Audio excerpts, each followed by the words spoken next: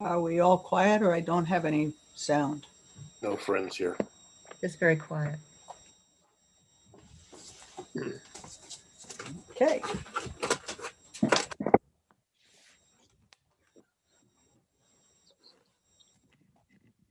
Oh, Are we all quiet or I don't have any sound? No friends here. it's very quiet. Sorry, now we have. Okay.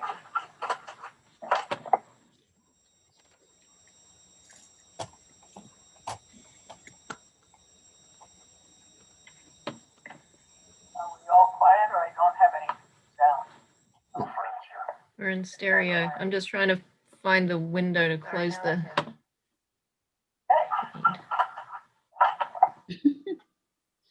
Hey, no advertisement. Oh,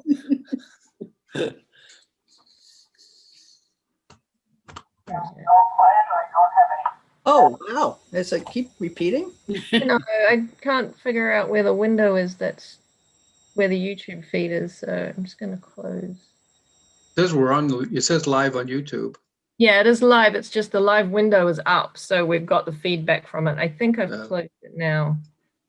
We'll find out in a second.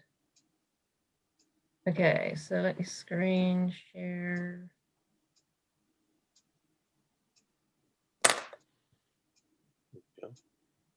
I disappeared. Okay, so you should be. Can you see the agenda now? I see the- I yes. see the We see it. agenda. I don't see my picture, but So you'll have a Right. separate gallery view. I do, Tom. Handsome as ever. I see you, Tom. oh, that's all we need. We'll Okay. let you know if you disappear, Tom. Thank you. All right, I'll get us started then. Somebody has their hand raised, but I'll get the meeting open first. So the January 21st, 2021 meeting of the Yarmouth Conservation Commission is about to be convened. As a precautionary measure to reduce the spread of coronavirus, all town buildings are closed to the public. Therefore, this meeting will be held by remote participation. My name is Kelly Grant, and I will be moderating participation for this meeting. I'll now turn it over to the chair of the meeting. Thank you, Kelly. My name is Ed Hoops. I'm the chairman of the Yarmouth Conservation Commission. I'll begin by taking a roll call for quorum. David Bernstein, Here. Rick Bishop, Present. Tom Durkin, Yep. Ed Hoops here. Paul Huggins will not be with us tonight. Ellie Lawrence Present? and Patricia Mulhern. Here. All right, with the quorum present, that's 6 of 7 commissioners present. I will now call the meeting to order and will now ask the moderator to explain how remote participation works.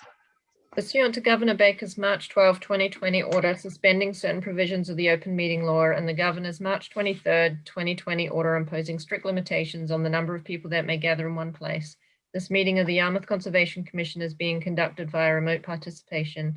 No in-person attendance will be permitted, but every effort will be made to ensure the public can adequately access and participate in the proceedings as provided for in the order. Persons who would like to view the meeting while in progress may do so by watching via this virtual meeting or the live feed on the Town of Yarmouth YouTube channel. You may also listen to the meeting by dialing into the number provided on the notice of meeting. We will also post a recording of the meeting on the Town of Yarmouth website as soon as we are able. Please be patient as we work to overcome any technological challenges with the virtual meeting. To reduce confusion, all participants of the virtual meeting are muted by the moderator. As participants are called upon to speak, they will be unmuted. Applicants can use the raise hand button or press *9 on their phone to identify themselves to the chair. The meeting host will then unmute applicants when they are called upon to speak. During the portion of the hearing designated for public comment, the chair or moderator will ask who in the audience has any public comments or questions. Members of the public attending the meeting virtually will be able to make comments using the raise hand button within the virtual meeting. If you are dialed into the phone number provided, you can press *9 on your phone to indicate you would like to comment. Please wait for the chairman to recognize you before speaking. Members of the public who wish to provide comment are asked to identify themselves by first and last name and affiliation for the public record and then provide their comment. Prior to concluding opportunities for discussion, comment, or question, the chair will ask a final time if anyone wishes to speak on the matter. All votes must be roll call votes. After a motion is made and there is a second, the chair will ask the moderator to take the roll call vote and will report the roll call vote. All motions, decisions, documents, and letters must be verbally read into the record. If it appears the meeting cannot or should not proceed, then the moderator will recommend the chair request to continue the hearing to a later date and time or until public meetings can resume normally. I will now hand the meeting back to the chair. Thank you, Kelly. We'll move right into our agenda items. First on the agenda is request for determination of applicability. James Kennedy, 55 Mariners Lane, Yarmouth, Massachusetts, a proposed tree removal and pruning within the buffer zone to a bordering vegetated wetland. Yes, thank you, Ed. So 55 Mariners Lane, I have 8 trees that I'd like to have some work done on. And I didn't even realize that I had wetlands in my plot here until I met with the contractor, and he raised the possibility that there could be wetlands, and consequently, found out about this process and worked with Kelly. Thank you very much for your assistance on this, Kelly. So of the 8 trees, my major concern is on the west side. There are 6 trees that are close to or potential risk to property, 3 along the driveway and 3 along the west side of the house. The other 2 trees are just incidental on the east side and also the north side. While I have a tree guy there, I'm going to have some work done on those other 2 trees. But essentially, a total of 7 of them will be removed and 1 is being pruned. Okay, thank you very much. Commissioners, any questions from the commission? David, David? can I understand what's the need to remove the 6 trees? So the trees are hanging. They're definitely higher than the house. They are leaning towards the house as well. I just feel, with the storms are getting stronger and stronger. I've seen them waving in high winds. I'm concerned that there's the potential risk to both the house and a car that might be parked in the driveway.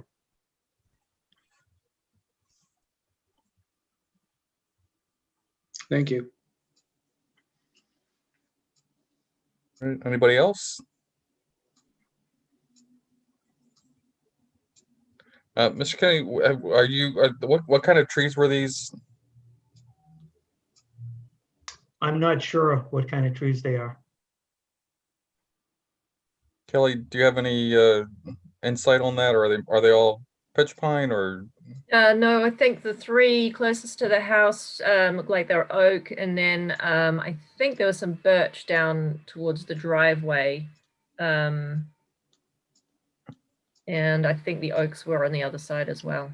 Okay.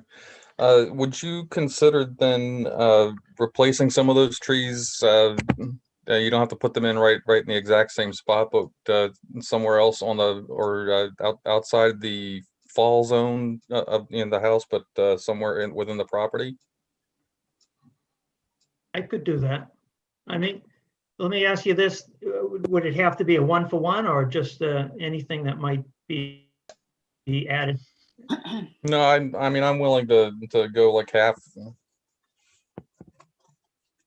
Okay. So you're looking for what, 6 trees? I'd say 3. I could do that. Yeah, it's Kelly here. I guess for those who have looked at the property, there is a lot of undergrowth and saplings in there as well. So just if these trees were removed, that would open up space for other trees that are younger trees in there to grow in anyway. So it's not too much of a concern. Oh, okay, so then I'm going to withdraw that request then. This is Ellie. I have a question. The tree that's to be trimmed looks like it's just as close to the house as the other trees. Why is that one being trimmed and all the other ones are being removed instead of trimming the ones that you're requesting to remove? Yeah, it just does not, it's not leaning towards the house like the others are. It's not as high as the roof. So it's close, but I mean, I considered removing it as well, but I decided to prune it instead.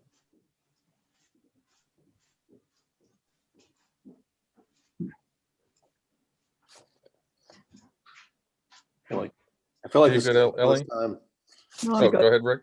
I feel like this is the first time that I can remember a service provider suggesting to a property owner that they call the Conservation Commission in one of these situations. It's quite refreshing.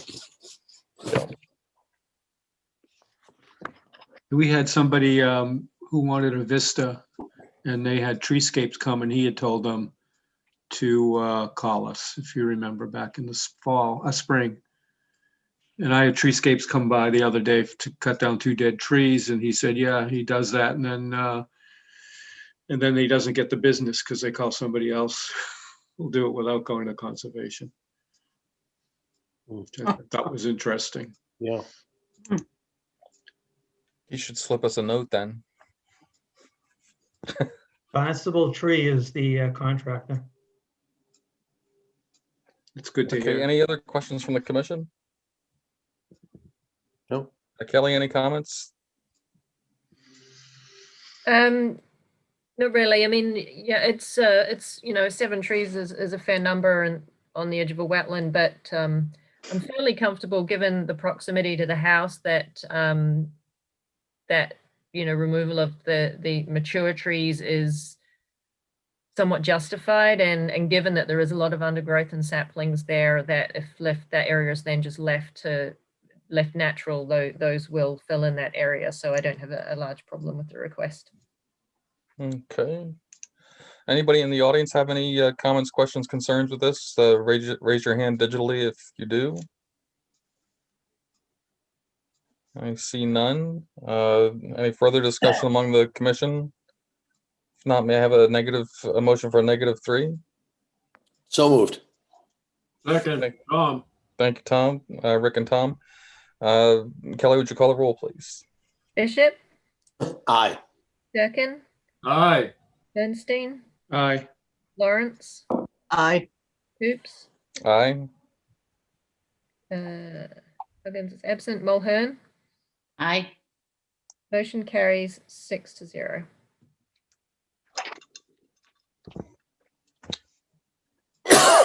All right, next order of business is another request for determination of applicability for Hugh Kilmartin, 24 Little Dipper Lane, Yarmouth, Massachusetts.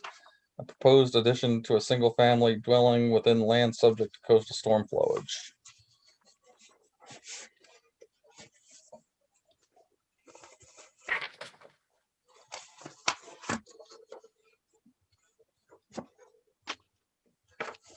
Can you hear me, Kelly? Yes, we can hear you. Okay, so my name is Hugh Kilmartin. My wife is Susan Kilmartin. Hi. What we're proposing to do is put a single-story addition on the side of our house so that we can move down there permanently and have workspace for both of us. My wife Susan is an artist, a professional artist, and I'm a mechanical engineer.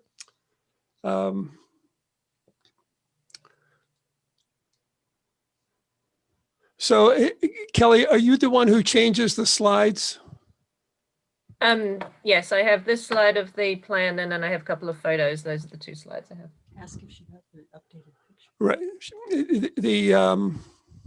So as part of this plan, this existing garage will be demolished, and then the addition would go from where the front of the garage is around to the back of the house, and would consist of an office, a bedroom, a bathroom, and a 3-season room.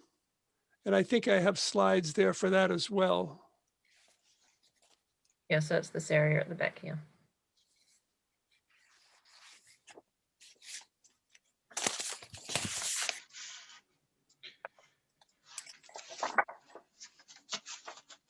Okay, questions from the commission?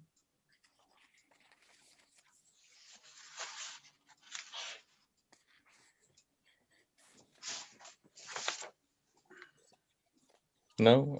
Kelly, any comments? The only thing that had come up was that the shed had just been replaced, and typically that comes through the conservation office for review, but the building department issued a express permit for that, and I didn't get to review it. So I just wanted to make sure that the shed is securely anchored to a footing or foundation. So I would just ask that we include that in the condition. Okay, do you need a note in the plan for that, or just you just want to add that as a condition? Yeah, that's fine. Okay. Kelly, Kelly, can anchoring augers be used for that? Yes. Okay. I think that was done. Okay, is there anybody in the audience who has any comments, questions, concerns with this one? Last chance for audience participation. Any further comments from commissioners? Then may I get a motion for, this is a -2, right, Kelly? Yes. Okay, -2 with the condition that the shed be permanently attached to the ground. So So moved. Ellie, Thank you, Ellie. Is there a second? David, second. Thank you, David. Kelly, would you call the roll? Bishop, Aye. Durkin, Aye. Linstein, Aye. Lawrence, aye. Oops, Aye. Mulhern. Aye. Motion carries unanimously.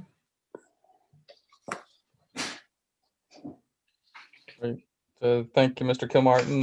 That's, if you haven't heard, the negative determination is a positive thing for you. It means that you don't have to do any further filing with the commission. Oh, that's great. Okay. Thank you. Thank you. Okay, Thank you and for your you just time. have to wait a couple days until Kelly gets the determination written up. All right. Perfect. Okay. Thank you very much. Bless you all. Okay, thank you. Next order of business is a continued notice of intent, continued from January 7th, 2021. For SE 83-2261 Pine Bass 3rd LLC, 232 Pleasant Street, Yarmouth, Massachusetts. Proposed reconstruction of existing pier with float enlargements with inland under subject, yes, with inland under ocean, coastal beach, salt marsh, and land containing shellfish. Thank you, Mr. Chairman. It is Bob Perry, Cape Cod Engineering, and representing the Pine Bass LLC, 232 Pleasant Street. Thank you for the unmute prompt. That's very helpful, so that I'm sure I'm coming through. We were here a couple of weeks ago and we presented the modification to the pier. And we talked about the shellfish study. We talked about the shortening of the facility. And we discussed some kayak racks that I can speak to. And we discussed ways to further mitigate the 8-foot length increase for the float. Just to recap, we set this up so that the added float area would not be farther into the river at all. There was no extension of the pier, but by shortening the facility, there was effectively no net change of float in relation to extension. So we did add 64 square feet of float by the proposal. And I want to mention that there was a comment having to do with larger float, larger boat. It's my understanding that for boats of the size that we have in Bass River, it's about somewhere between a 2, maybe a ratio of 2 to 3, having to do with boat length to beam increase. So if we had an 8-foot length added to the float and we happen to have a 10-foot longer vessel, I think we would only have a 2.5-foot increase in the beam. So it's not completely absolute that a larger vessel to suit the 8-foot float extension would extend farther into the river. It might be just about the same as it used to be. And I wanted to mention it because it was one of the topics we discussed. The second thing is that I believe that the racks and the appendages that you saw on the site were left over from the past ownership, and the applicant in this instance has no interest in maintaining those. They would be cleared out of there, and there would not be any awkward attachments to this new pier as rebuilt. The subject then turned to the platform and could anything be done with the platform? And I took that request back to the applicant. And what we submitted to you is a reduction of the platform of I think 34 square feet, where we've set it up in such a way that the platform is 8 by 8 and it's alongside the pier.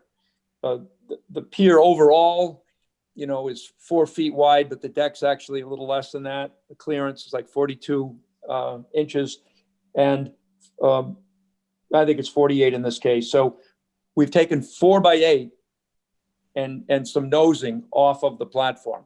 So we're in the 32 square foot range of reduction. So it's no longer symmetrical, and it would extend in the direction of the float extension. And that's where we left it as far as giving up more area to seek the added float. It's probably rare that the commission sees reductions in facilities.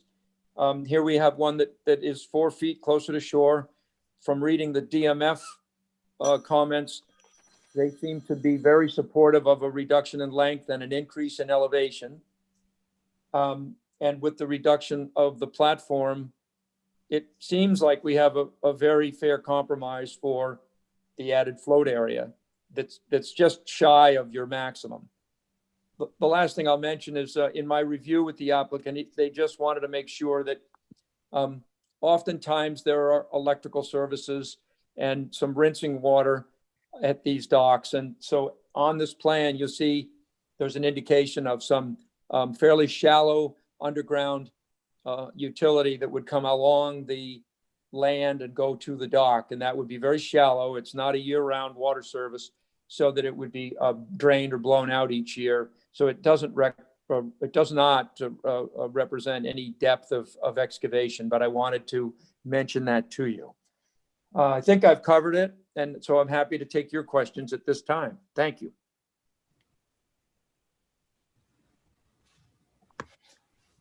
Oh, Bob, this is Ellie here, of course. Hi.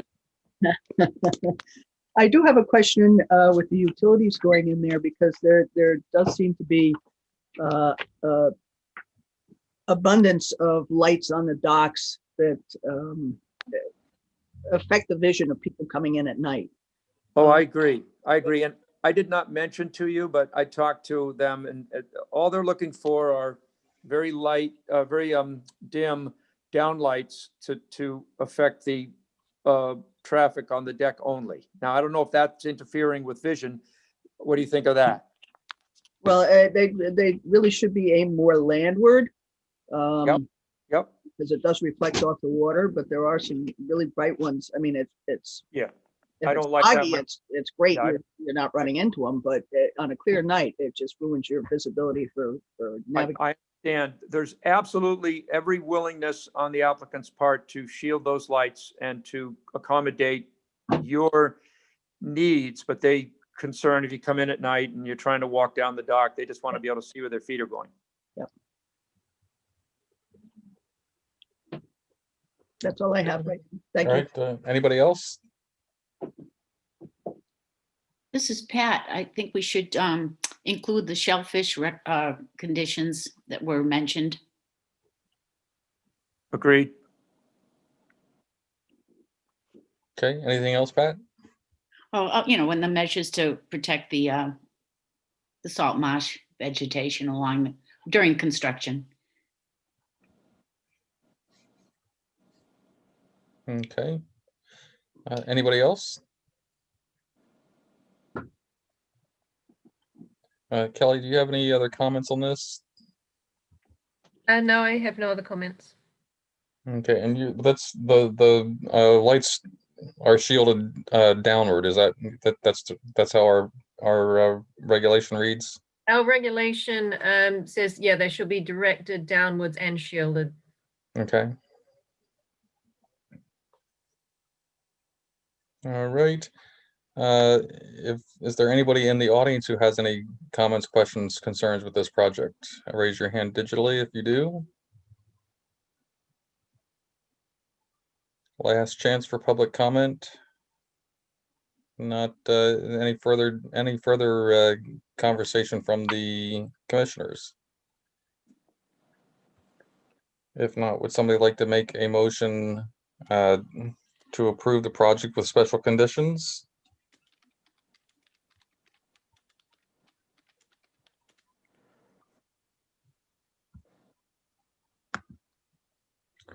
This would be So where somebody moved. would say, So moved, David. There you go. Thank you, David. See, he's I had to trying unmute to- myself. Is there a second? Second, Pat. Thank you, Pat.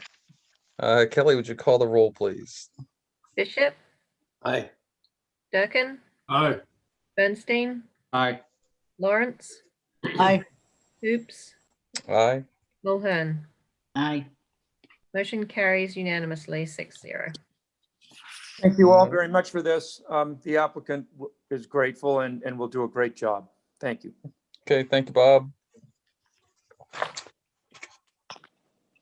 The next order of business is another continued notice of intent, also continued from January 7th, 2021 for SE 83-2262, 6 Smiths Point LLC, 6 Smiths Point Road, Yarmouth, Massachusetts. Proposed modification to existing dock facility with dredging within land under ocean and land containing shellfish. Thank you again, Bob Perry, Cape Cod Engineering, working with the 6 Smiths Point LLC. And just to recap, I took notes. I did not see that you were seeking any further information except that we were without a file number. And the comments had come in from DMF. We're in agreement with those conditions. They're quite standard. And the shellfish concerns are noted. And there's no, we've reviewed this with the applicant, and the conditions for proceeding are, again, they're quite common, and there's no objection at all. So if you did have any more questions about this particular project, I'm be happy to try to answer them. Okay, thank you, Bob. Any questions from the commissioners?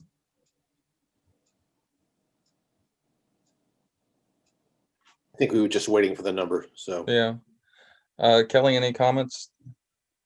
No, DEP didn't come back with anything related to us. It was just related to other permitting requirements.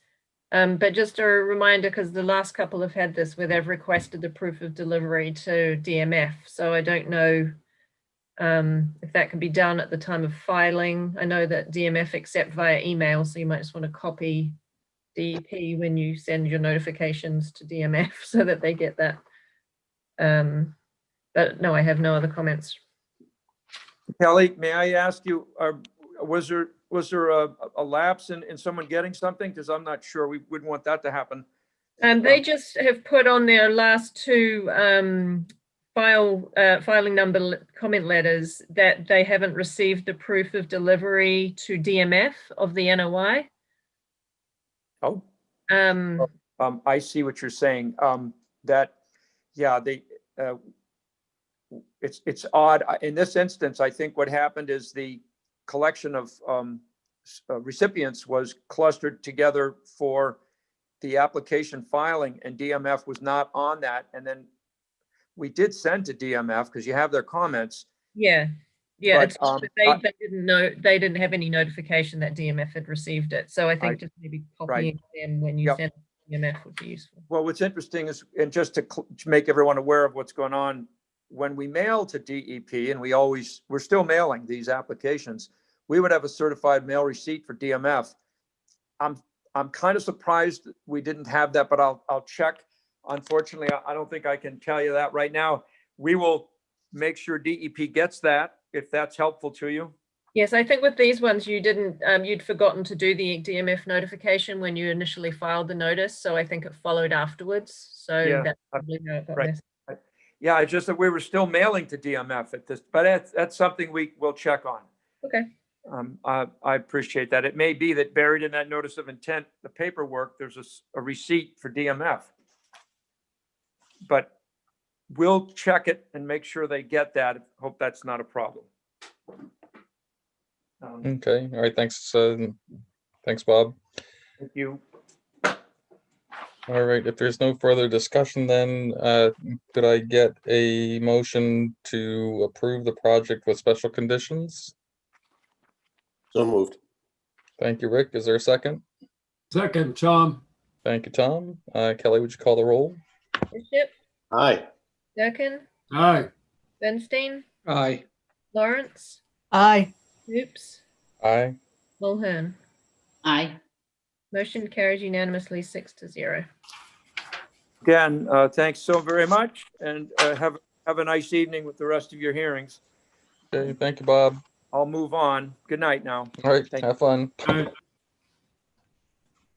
All right, next order of business is another continued notice of intent, also continued from January 7th, 2021 for SE 83-2256.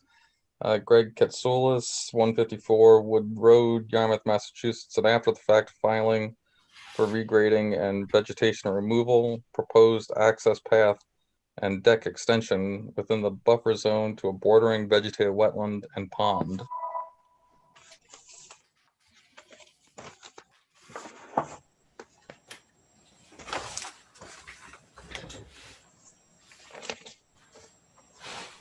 I have allowed, I can see Greg in the audience and I've allowed him to speak.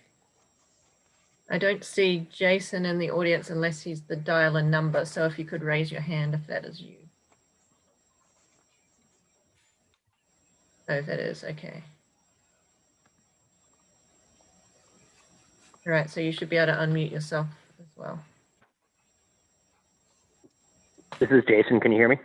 Yes. Yep, go ahead. So I don't know if you want to,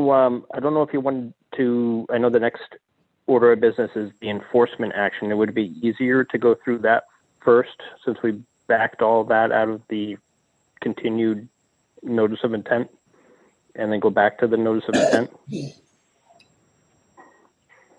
So we're approving. Doesn't matter to me. I just didn't know if that was. Yeah, I mean, Kelly, remind me, because it's been so long. The notice of intent included just the expansion of the deck, the proposed deck and stairs, and we'd asked for all the restoration work be removed from the notice and put into a restoration plan separately under the enforcement order. Okay, so could look at the entire plan together and then go back to just the notice for the. all right, yeah. So what I'm going to do is I'm also going to open up the enforcement order. Greg Katsoulis, 154 Wood Road, Yarmouth, Massachusetts. So we can feel free to discuss both notice of intent for the deck expansion as well as the enforcement order and proposed work for under the enforcement order in terms of restoration. That sounds good. Okay, so go ahead and make your presentation then, if you would. So based on the last meeting that we had, the commission asked for some changes to the plan. One of the things you had requested was to remove the fill that had been placed on the edge of the wetland area, possibly in the wetland area, on the southwest side of the property, abutting the town of Yarmouth land. So in doing a little research, we found that there was about 20 yards of fill that was put there and pushed over into that area. So what we're looking to do is remove that fill as you requested, grade that out to try to maintain what would have been the natural slope on that side, and then put down jute mat conservation grass seed mix to stabilize the area. And then there's a number of shrubs that we proposed there, about 20 shrubs, northern bayberry and also low bush blueberry, a mix of those. We're also looking to remove there was some landscape debris that was dumped on the edge of the property in that same location. So we're looking to remove that landscape debris that's over there, some branches and grass and whatnot. And then moving on to the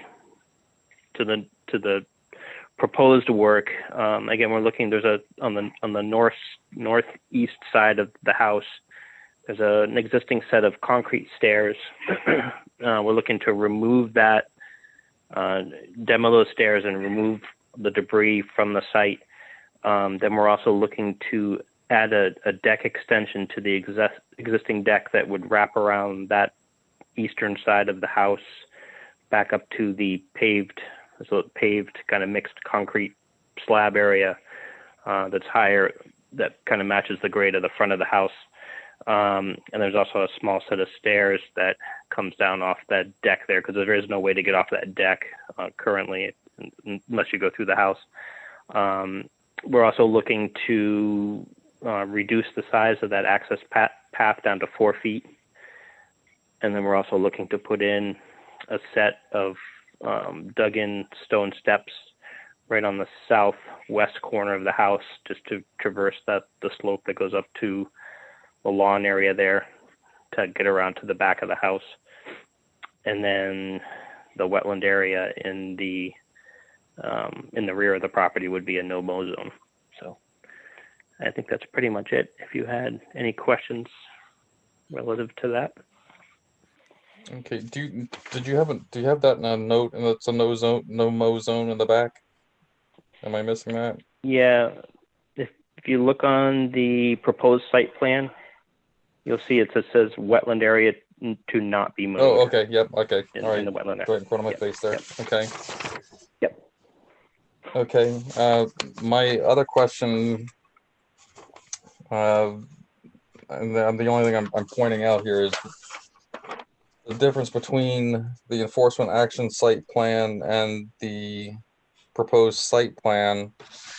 I think since you're marrying both plans together, you should actually have the plan reflecting, even though we're not permitting under the enforcement action the deck expansion should still be drawn on the enforcement action site plan, so that the two plans are matching that way. Okay, it was my understanding you wanted to completely separate the two, but that's fine. We can certainly do that.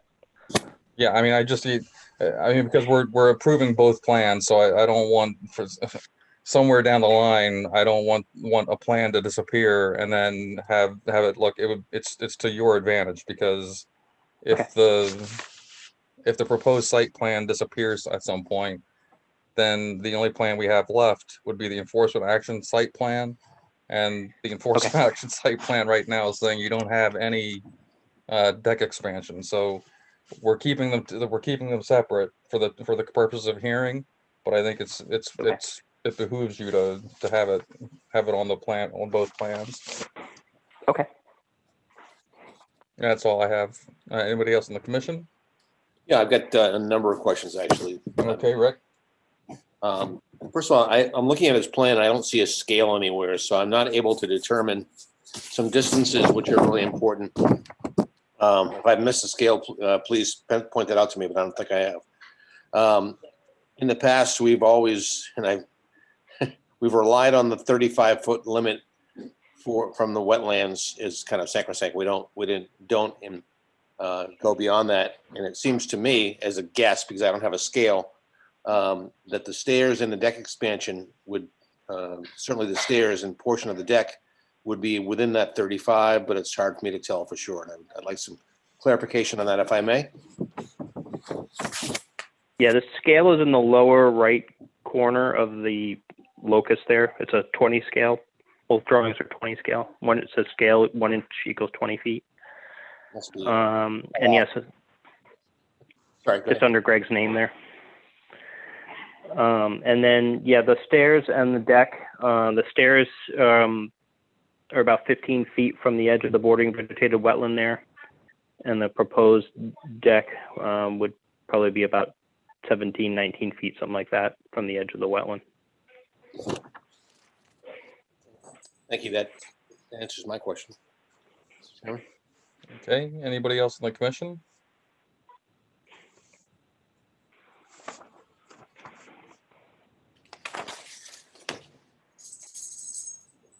Kelly, any comments? Yeah, I have a couple of things. I guess the first was just a response to Rick's comment about the deck being within the 35, and we did discuss that at the previous hearing.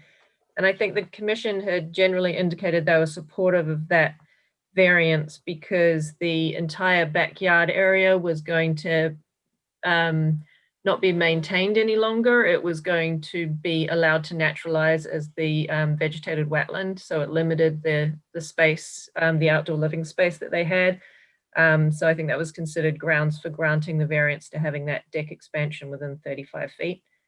And that's just going back through the notes from the previous hearing. And then I just had a couple of questions on the restoration plan.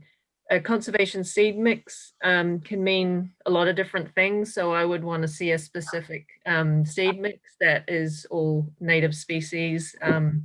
These can just end up being lawn grasses. So I think it's important to understand that this is going to be a natural area, which isn't going to be mowed, not going to be maintained as a lawn. So I just want that to be clear and that we see that seed mix. And Sure. I think it would be sufficient for that just to be submitted to me for the file. And then I just had a question about how we're going to maintain the undisturbed vegetated wetland area and the 35-foot area that's being restored so that it doesn't get, mowed but unintentionally in the future. So whether it would be appropriate to have some kind of symbolic fencing along the edge of wetland and the edge of the vegetation to the 35-foot on the side of the property. And I think, and then I would just request that we have, obviously we do this for a notice of intent, but I just want to make sure we have a site visit before the restoration work starts, just so that we're clear on what's going where and the plant species. That's all I have. Okay, yeah, I would definitely agree with the conservation with the conservation planting mixed comments, Kelly, and certainly the demarcation of the 35-foot line with normally we ask for a single split rail fence along that line. I think that would be appropriate in this case. I think that would be fine. Okay, and then just obviously mark that as also mark that on the plan as that at the 35-foot that you'll be putting in a line of demarcation for that. Okay. Yeah, All right, any further discussion among the commissioners? Yeah, this is Ellie. When they join the two plans together, can they put the 35-foot line on it? Because I don't see a 35-foot line on either of these plans. I can definitely put that on there.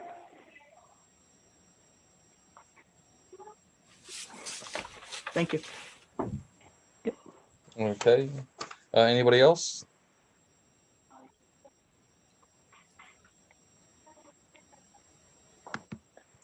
All right, anybody in the audience though? Is it Greg who's got his hand raised? No. That's Jason.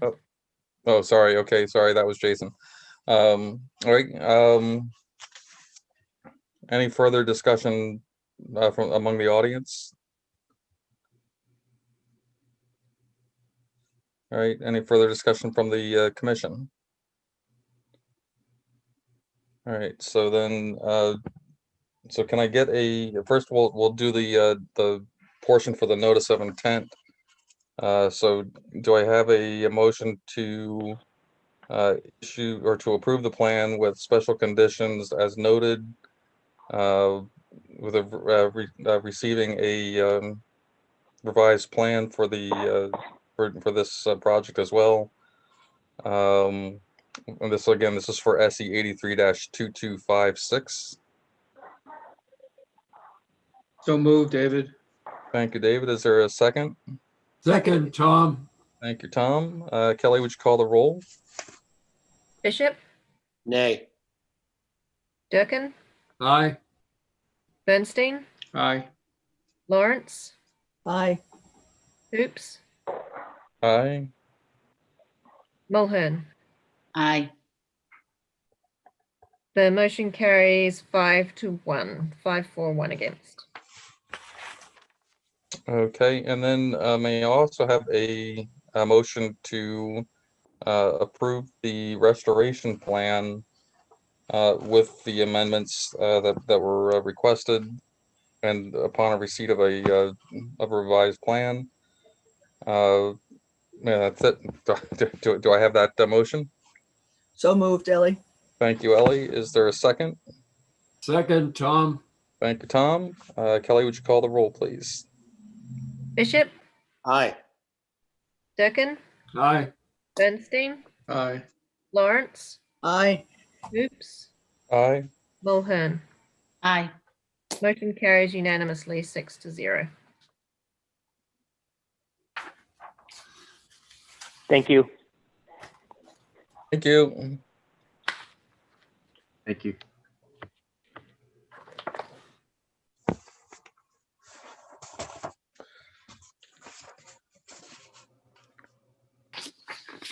All right, next order of business is a new notice of intent for Michael and Leslie Laterra, 179 Center Street, Yarmouth, Massachusetts. Proposed freestanding garage and additions to existing dwelling within the buffer zone to a bordering vegetative wetland. I think that's Dan, is that right? Yes, can you hear me? Yeah, go ahead, Dan. Wonderful. Dan Ojala, for the record, from Down Cape Engineering. I'm a land surveyor and civil engineer, and helping the folks out here at 179 Center Street with a pretty modest change. This is very fortunate to have a huge site here. It's about 3.5 acres, a beautiful old open farm type field. The owner is doing a great job with it. He's just doing a little bit of work up near the existing house. The portions which are within your jurisdiction are just off the back of the garage and dwelling. We're putting a little addition for a porch and a deck on either side of that. And there's a gentle slope to the north. It's all like rough Cape Cod lawn, open field, and the owner would love, is going to continue to maintain that. It's been, it's a great environment for hawks and small animals and so forth. There's not too many fields left on the Cape, but this is one of them. It's a few acres in size and some modest additions. We're respecting the 50-foot buffer with a silt fence, putting in a couple of roof dry wells or a dry well as needed to just take that little bit of roof area from the porch. And, not much to see here. It's outside of the flood zone. It's a huge lot, like I said, and a very rural and farm-like setting. And the owner's done a great job. They put in a new septic earlier this year outside of your jurisdiction. So no issues there, fully Title V compliant. And they're doing a little garage outside of your jurisdiction, but it's a huge site, plenty of room for runoff to infiltrate naturally in all the grass, and no real problems that I can see. Be glad to answer any questions if you have them. We did get the DEP number today, if you guys didn't find it, but I can share that if needed. Thank you. Okay, yeah, Dan, why don't you give us the, I'm sure Kelly has it, but for the record. Yeah, you might have to give me a minute. Oh, no, I got I've got it here. 83 2265, is it? Yeah, that's the one. Okay, so it's this for SE 83-2265. Correct. Thank you, Dan and Kelly. Commissioners, any questions? This is Ellie. I have a couple of questions. Looking at Okay. the plan. I'm looking at the driveway that they're proposing. They're removing I assume to the north, but the paved drive that they're doing on the south seems pretty extensive. Is there any way they can do a pervious or semi-pervious in that spot? I mean, they do have a lot of runoff, but that's a pretty big. Yeah, outside. it's mostly out of your jurisdiction over there. I don't really know why they proposed quite that much, but I can certainly mention it to them. But again, it's a 3.5 acre site, and it's a few thousand square foot of pavement. It's a drop in the bucket, but I'll mention it to them and see what they say. Okay. The other thing is they're doing and I know this is out of our jurisdiction, it's just a curiosity one. They're doing a proposed new septic tank. Is that for the garage? Are they going to put in? Correct. Yeah. If you're out working on the car or something, it's a convenience bathroom out in the garage. Exactly. And that way you can go to the bathroom there and have it go right over to the main system. Okay. Just curiosity. Thank you. Sure. Okay. Anybody else? Kelly, any questions, comments? I just had one comment. I don't have any issues with the project itself, but the plan indicates that the open field starts a lot. I don't know if you can see my cursor, but starts here and extends along, whereas this area is actually has a lot of cedar trees. It's quite well vegetated with trees, though it's grass underneath. And I know the work line limit is way in here, so it shouldn't be an issue at all, but I just felt like it would be good to indicate on the plan that this area is vegetated rather than open field, just in case there was any changes there in the future, given that it is within the 50-foot jurisdictional area. I'll just show the photo. So this is this area beside the garage, which it seems to indicate on the plan that it's open field, but it's actually well vegetated. Yeah, fair point. It's a mowed field. It has, cedars in it. Yeah, So I don't know what the best way to handle that would be, but where that is kind of the brush line, and there are a few trees in this area, but it's not a forest. It's a managed, beautiful landscape with nice cedars, and we intend to keep them, but it is mowed underneath, so it's a tough call. I guess we could just locate the trees. Just a label that says cedars and cedar trees with mowed area, just so that it's clear what's there. Like, if all of the cedar trees suddenly disappeared, it would be hard for us to say that they were there because they're not shown on the plan.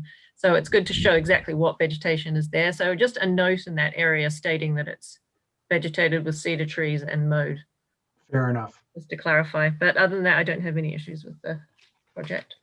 Are they mowing all the way down to the BBW? It's it's pretty. That's a weird wetland, Ed. It's like a mode, not as grievous as the last one, but there is a high ground. It's kind of a funny high groundwatery wetland. I was pretty sure it is very borderline, but yeah, they have historically mowed an area that technically would be a wetland. We had Paul Shea look at it, and we were hemming and hawing a little bit, but we thought it prudent to label it there. I would say a fairly conservative delineation.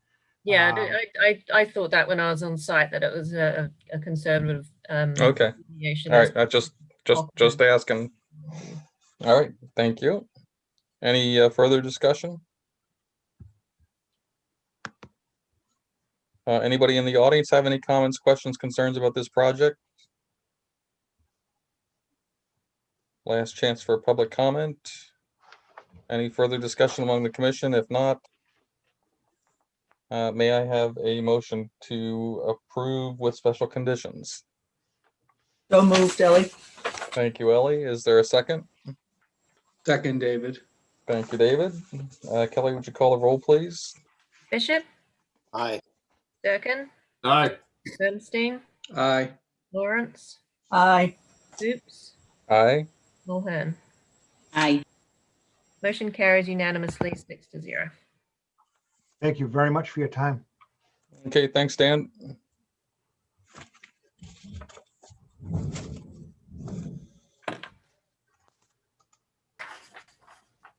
All right, next order of business is another notice of intent for Mark M. and Heidi A. Ingerman, 14 Cape Isle Drive, Yarmouth, Massachusetts.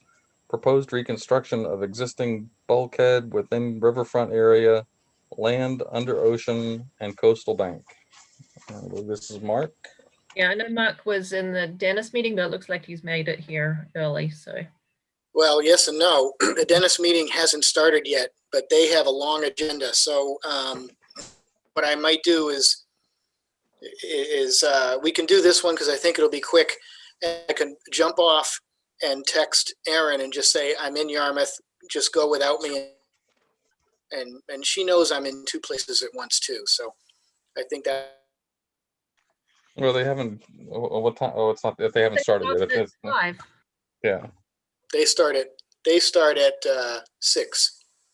okay. So they're just starting and I'm second on their agenda. Okay, well, let's see if we can't move through this one real quick then. Mark, go ahead. Okay, so this is simply the replacement of an existing permitted and licensed bulkhead, same height, no changes.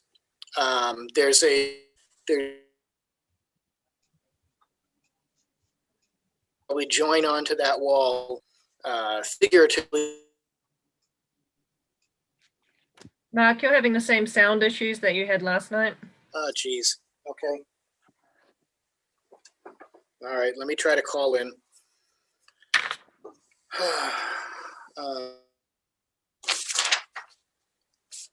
Thank you, Comcast.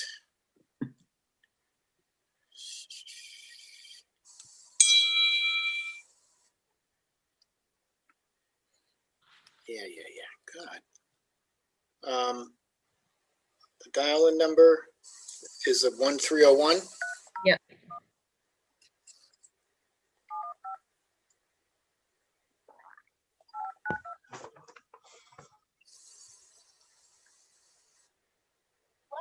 To Zoom, enter your meeting ID followed by pound.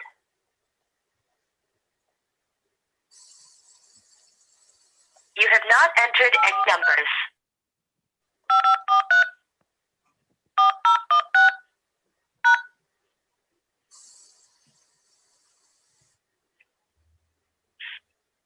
Enter your participant ID followed by pound. Otherwise, just press pound. Continue the meeting as an attendee and will be muted throughout the meeting. Bye.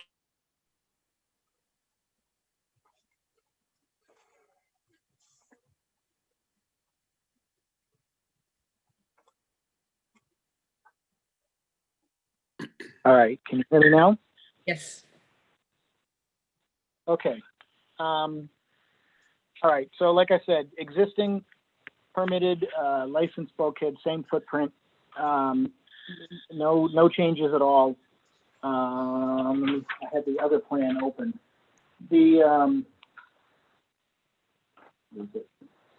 Sorry. I was ready to do Dennis and you guys caught up to me.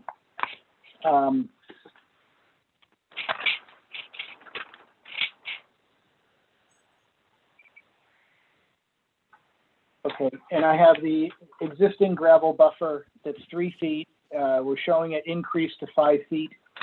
So I believe that meets everything you guys need to do. It passed waterways last night. They didn't have any issues with it. And all of the work will be done from the landward side. Okay, Mark, thank you. So my first question then has to do, I understand what you're doing. I appreciate the expansion of the buffer. It looks to me from the picture, the aerial that's part of the plan, that it's gravel. And you also said it was gravel, but on your plan you have vegetated. So is it gravel or is it vegetated? Well, okay, let me see what I put. My plan showed a vegetated buffer. Of course, Your I'd rather plan have says gravel. existing 3-foot vegetated buffer. Oh, okay, no, it's existing. No, okay, in the profile AA existing, I said existing 3-foot wide gravel buffer to be increased to 5 feet. Yes, I in the didn't say overall needed. site plan, it says vegetated buffer. Oh, you're right. I gotta fire my draftsman. That's my bad. It is a gravel buffer, as you saw. We were proposing leaving it a gravel buffer, but just increasing it to 5 feet. And we've Okay, generally done these when the land is so low that it, it'll be inundated by a flood. Yeah, I'd like to see vegetation there, to be honest with you. That's my opinion. That's my only comment on it. So I'll go to the rest of the commission. Okay. Anybody else in the commission?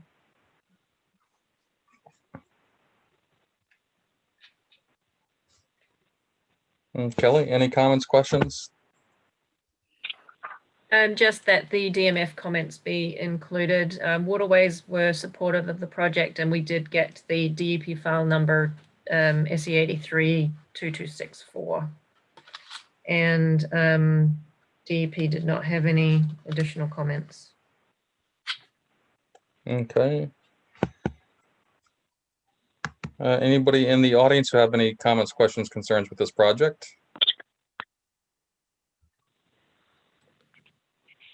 Okay, if not, any further discussion among the commission?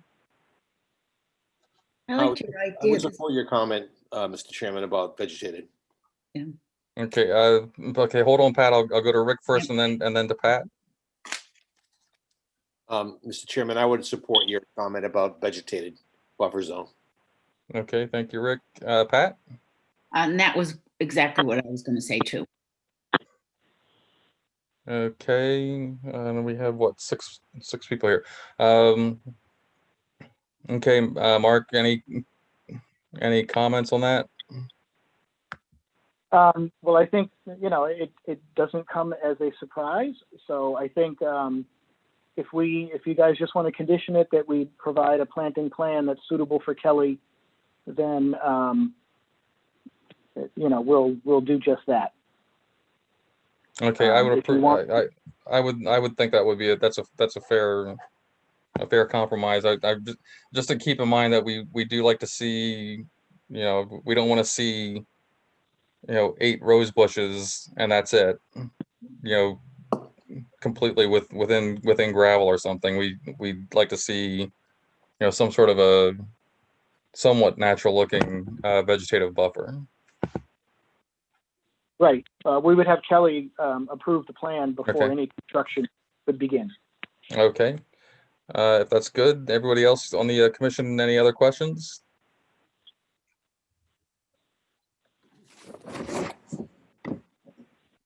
If not, may I have a motion to approve the project with the acceptance of the DMF comments and receipt of a revised plan showing a 5-foot vegetated buffer to be approved by Conservation Commission or Conservation Administrator?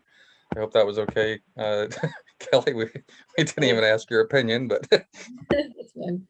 are you good with that? Yeah, I'm good with that. Okay. Is there a motion to that effect? So moved, Ellie. Thank you, Ellie. Is there a second? Second, Tom. Thank you, Tom. Kelly, would you call the roll? Bishop? Bishop? Aye. Durkin? Aye. Bernstein? Aye. Lawrence? Aye. Hoops? Aye. Mulhern? Aye. Motion carries unanimously 6-0. All right. Thank you, Mark. Good luck with Dennis.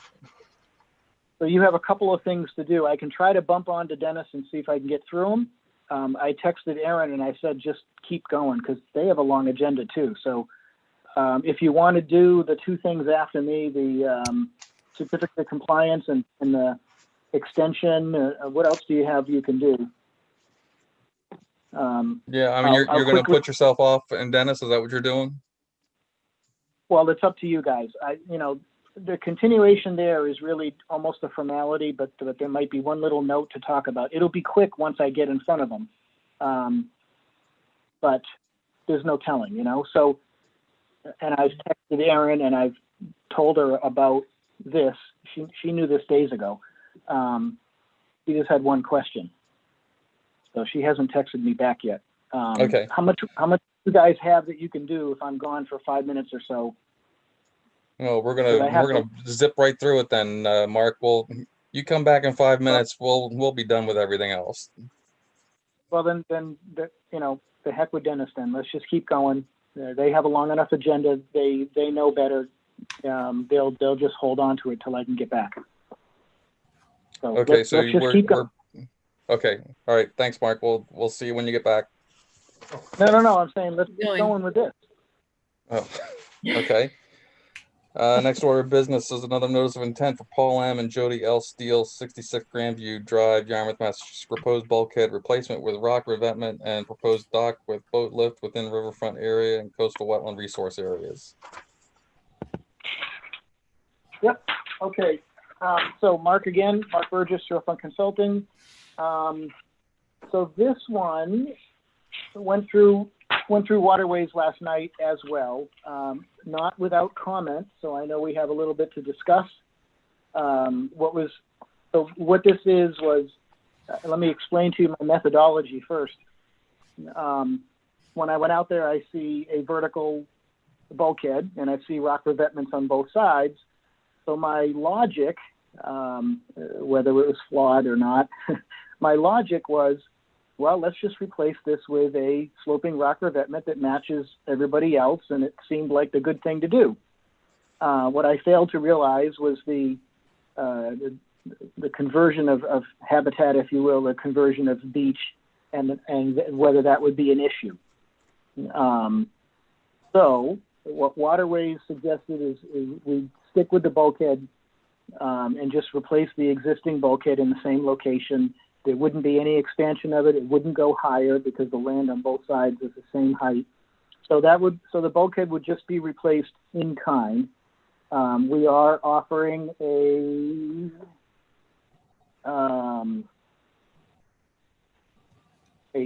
4-foot gravel buffer, which I'm sure you want plants. So that would be fine. I've already talked to the applicant about that. And so that was it for the bulkhead. And then for the dock, so it's a proposed dock. It's a monopile fiberglass pile design. I don't know if you guys have actually seen one of these yet, but I have a couple of them in Harwich. And so when I went out there, yes, the bottom is shallow. We only have 2.2 feet of water at 80 feet out. So when I look at these and I look at the site, I say, well, what is the best thing, Normally I prefer to go longer, but the docks on either side are similar. One thing you don't see in this plan, if you zoomed out on Google Earth, 2 docks over sticks out just as far as this one. So by staying with the 80 feet, we're not extending a lot, or very little, if any, beyond what's along this shoreline to begin with. So I felt in this case, for this site, it was better to stay with the distance and find a way to deal with the depth. So that's why the boat lift is proposed. I started out as a dinghy dock, and I said, no, this isn't the way to go. So the advantages of the boat lift are that obviously the boat is out of the water. There's no float. There's no shading from the float. There's no shading from the boat per se when it's out of the water and lifted up. I think the key to this and getting approval for the project, the variance request that I have is against the depth. Now the boat lift can be configured one way or the other, whether you weld something or whether you bolt it or whatever. You can configure it so that whatever boat is on the dock can only operate in 3 feet of water. And the way you do that, so the boat that they have now has an 18-inch draft. So all you have to do is put the boat lift 18 inches below the height, below the 3 feet of water at low tide, and there's no way the boat can leave or come back until there's 3 feet of water. No way. So that protects the bottom and protects the interests of the bylaw. And that's why the variance is written the way it is, because this solution to this allows the interests of the bylaw to be met without negative impacts to the resource areas. It's not, you know, it's not more detrimental than whatever, I forget how Kelly put it in the regulation, but the solution is not more detrimental than the regulation itself. So it is a way to meet the regulation. It did receive approval or support from Waterways. Again, they suggested that we change the revetment and go back to the bulkhead, which I'm happy to do. The other thing I noticed, so the dock is kind of at an angle. It's sort of parallel, but a little bit more angled than the other docks. I'd like to straighten it out a little bit. So the reason the boat lift is where it is because that's where the closest, deepest water was along the site. And then I aimed it toward the existing steps.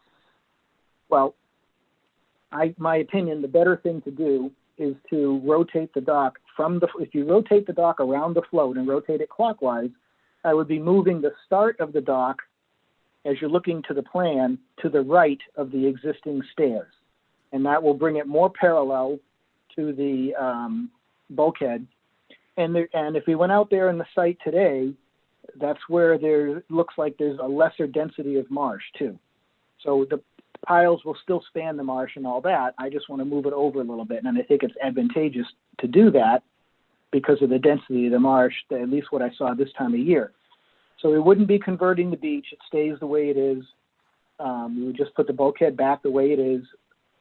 And the outfall pipe, there's been discussion about that. And some people think it doesn't work, and the applicant has seen water come out of it. So you'll notice in the stakeout photos that it's been cut off. Kelly was told that it doesn't function anymore and that it's not actually a stormwater drain, but the property owner says that he has seen water. He's seen water come out of it. So I think the best thing is just either leave it alone or somehow figure out where the water is coming from, whether it's just groundwater that's finding a way out through the pipe or whatever. But for the moment, we had no plans to really deal with it. We were just going to work around it.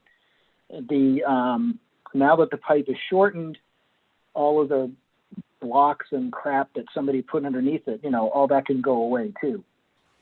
I think we did a shellfish survey. There are shellfish out there. Nobody's denying that. The bottom is fairly firm. As I walk out the whole 80 feet, I can wade it at low tide, no problem. There's a couple of soft spots, and I don't know why, but there was a couple of soft spots, but predominantly the bottom is fairly firm with some kind of, like, if it was on land, I'd call it moss, but it's underwater. So I don't know what it is. But so with that, I think I'll be quiet. We know that we're going to have to continue this. I have to revise the plan to put the bulkhead back and give you a bulkhead design, and I'd like to rotate the dock. So other than that, I would give you a vegetation list on this plan then as well. So those are the 3 changes that I'd like to make, and with that, I'll open it to questions. Okay. Commissioners.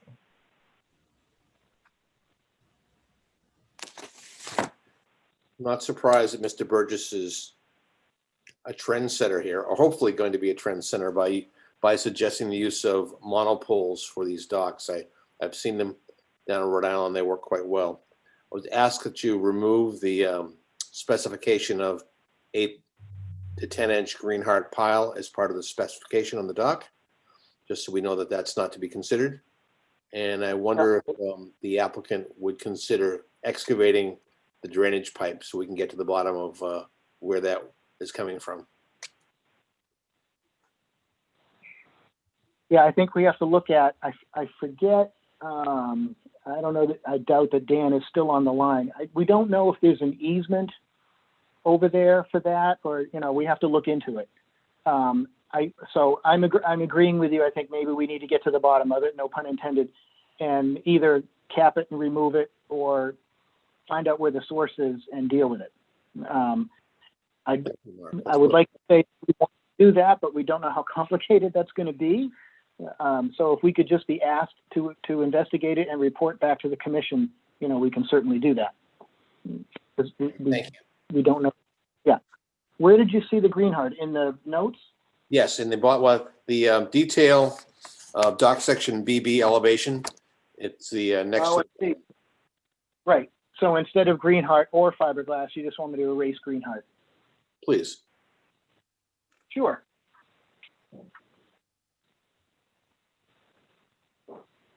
Thank you for calling me a trendsetter. I take that as a very high compliment. Absolutely.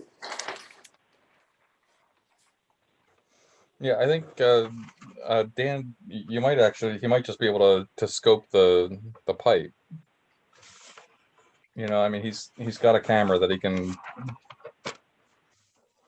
can scope the pipe with, maybe. Oh, he does? Yeah. Okay.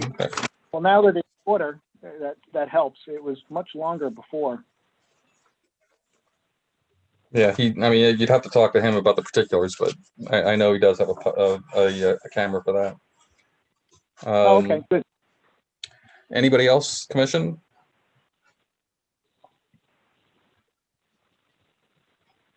All right, Kelly, any comments? Yes. So I just firstly want to clarify, you mentioned the monopile design. That's not what's proposed on the plan at the moment, right? Is it, or it is? It is. If you look at the drawing. It is. Let me look. These are pilings. You know what? You're right. The dots that are in the middle, the dots that are in the middle are the shellfish. It is a 2-pile design at the moment, but that's easily changed if you want to do that. Now you still need, for a monopile, you still need 2 piles at the end of the dock because that's for stability, so it doesn't wiggle waggle. That's a scientific term. But other than that, everywhere where there's 2 piles, there can be 1. So you can eliminate 5 piles in this design if you do that. Okay, so that would be another change that we can make to the plan. It's interesting, Kelly, the color rendering shows monopile detail there. On this one on the right-hand side? No, the far left. Well, that one, it shows the. Because it's got the dots where the shellfish survey is as well, so that can be a little confusing. Yeah. The blue dots are where shellfish were found, and they happen to be on the center line because they did one transect down the center line of the dock. But yeah, you can see, especially on the blow up on the right-hand side, or the middle of the plan, you can see that it's drawn as from the overhead view as a 2-pile design. But I can make it monopile easy. No problem. Okay, so we had the DMF comments. So yes, they found shellfish habitat. They included some conditions. They were clarifying also about the habitat conversion on the coastal beach, protecting the salt marsh during the construction, a containment barrier, cleaning up the debris, and containment for fuel spills. DEP's comments, they have some concerns about the habitat conversion on the beach also, and that they should be considering the alternative of a sloped rock revetment that starts at the toe of the bulkhead and grades back towards the structure, so as to limit impacts to the coastal beach. Waterways comments, Carl von Hoon expressed concerns with, again, the revetment being placed in the coastal beach, and recommended that a in-kind bulkhead be used instead in the existing footprint to avoid impacts to the beach. But they were supportive of the dock with a conversion to the monopile design and stops at 3 feet. There's some concerns about how that will be achieved to limit the use to the depth of water, the 3-foot depth of water. So that's something that we need to maybe discuss a little more. And then my comments, I don't feel like there's a good enough alternatives analysis for the revetment slash bulkhead options. I think that from what Mark was saying, we're looking at going from now the slope revetment in the beach to just a replacement bulkhead in kind. I still think that we do need to look at the option of a slope revetment going landward from the bulkhead, the existing bulkhead. The only reason not to do that is because the property owner would be reluctant to give up any of their lawn area, but it is the best option in terms of reducing impacts to the coastal beach resource area. So it should at least be discussed as an alternative and demonstration that it's not a viable alternative. And I think that the narrative needs to more clearly demonstrate how the project specifically meets the specific performance standards for the resource areas. That is somewhat lacking in the narrative. What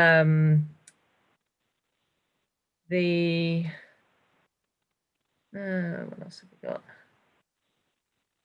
Is there the option for the boat lift to go at the seaward end of the dock where there is greater depth of water? At the moment, the back end of the boat lift is at 1.7 feet of depth, which is very shallow.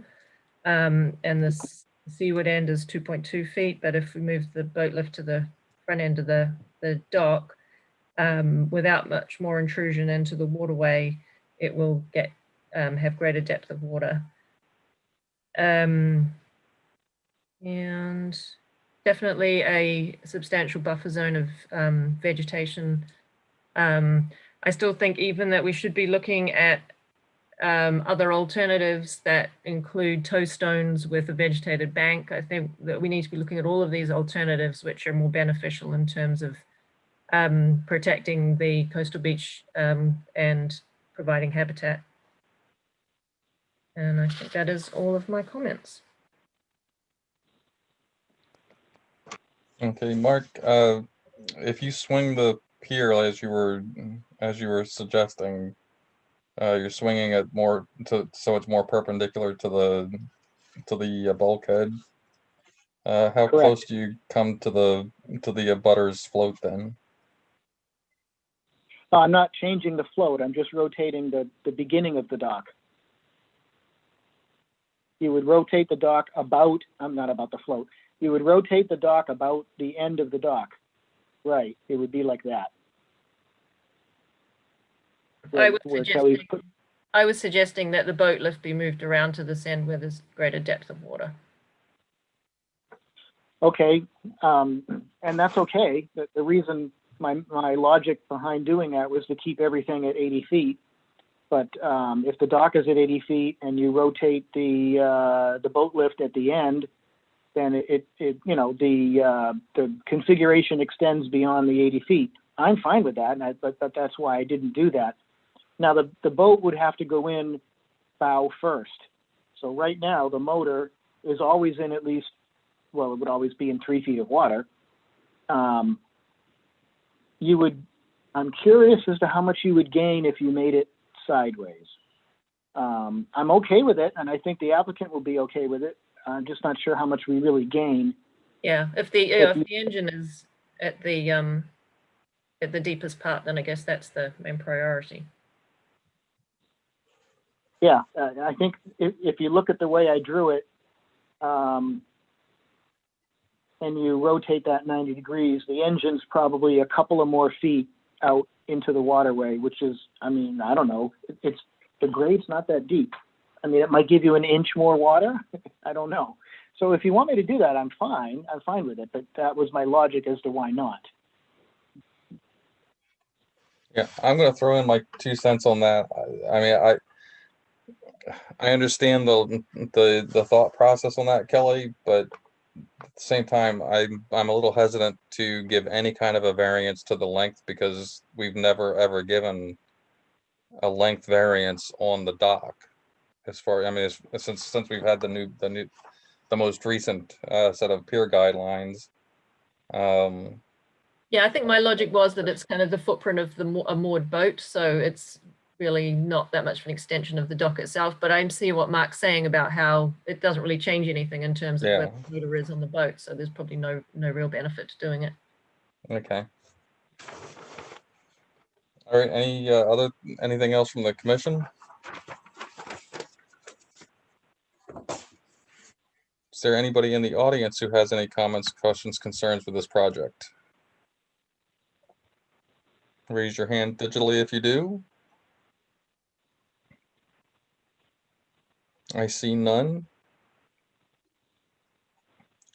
Okay, you're looking for 2 weeks, Mark, or for our next meeting, I should say?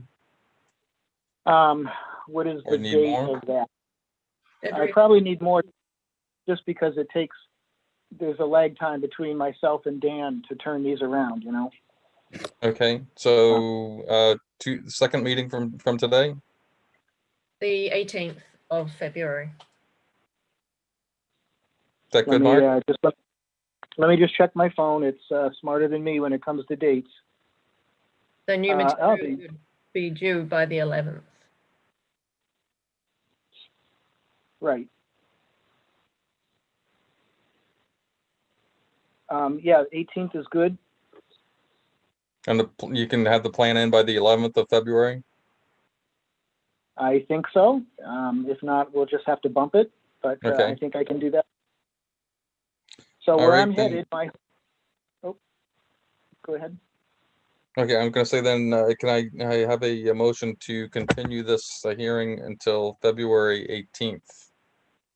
So moved, Ellie. Thank you, Ellie. Is there a second? Second, Rick. Thanks, Rick. Kelly, would you call the roll?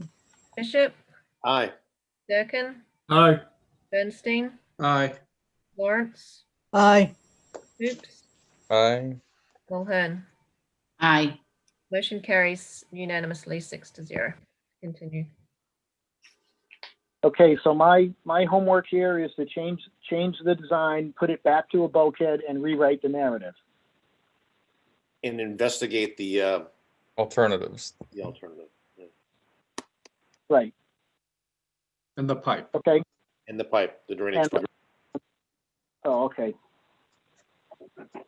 I can look into that literally. We'll see what happens. If I get my head stuck, who do I call? Ed. I'll come right over as soon as I finish up in Barnstable, okay? Make sure you're the dropping tide when you stick your head in there, okay? Right. Okay. All right, you still good to stay with us, Mark? Yeah. Okay, next order of business is another notice of intent. Mark C. and Darlene A. Stover, 172 Blue Rock Road, Yarmouth, Massachusetts. Proposed reconstruction of existing dock, bulkhead, and access stairs within riverfront area and coastal wetland resource areas.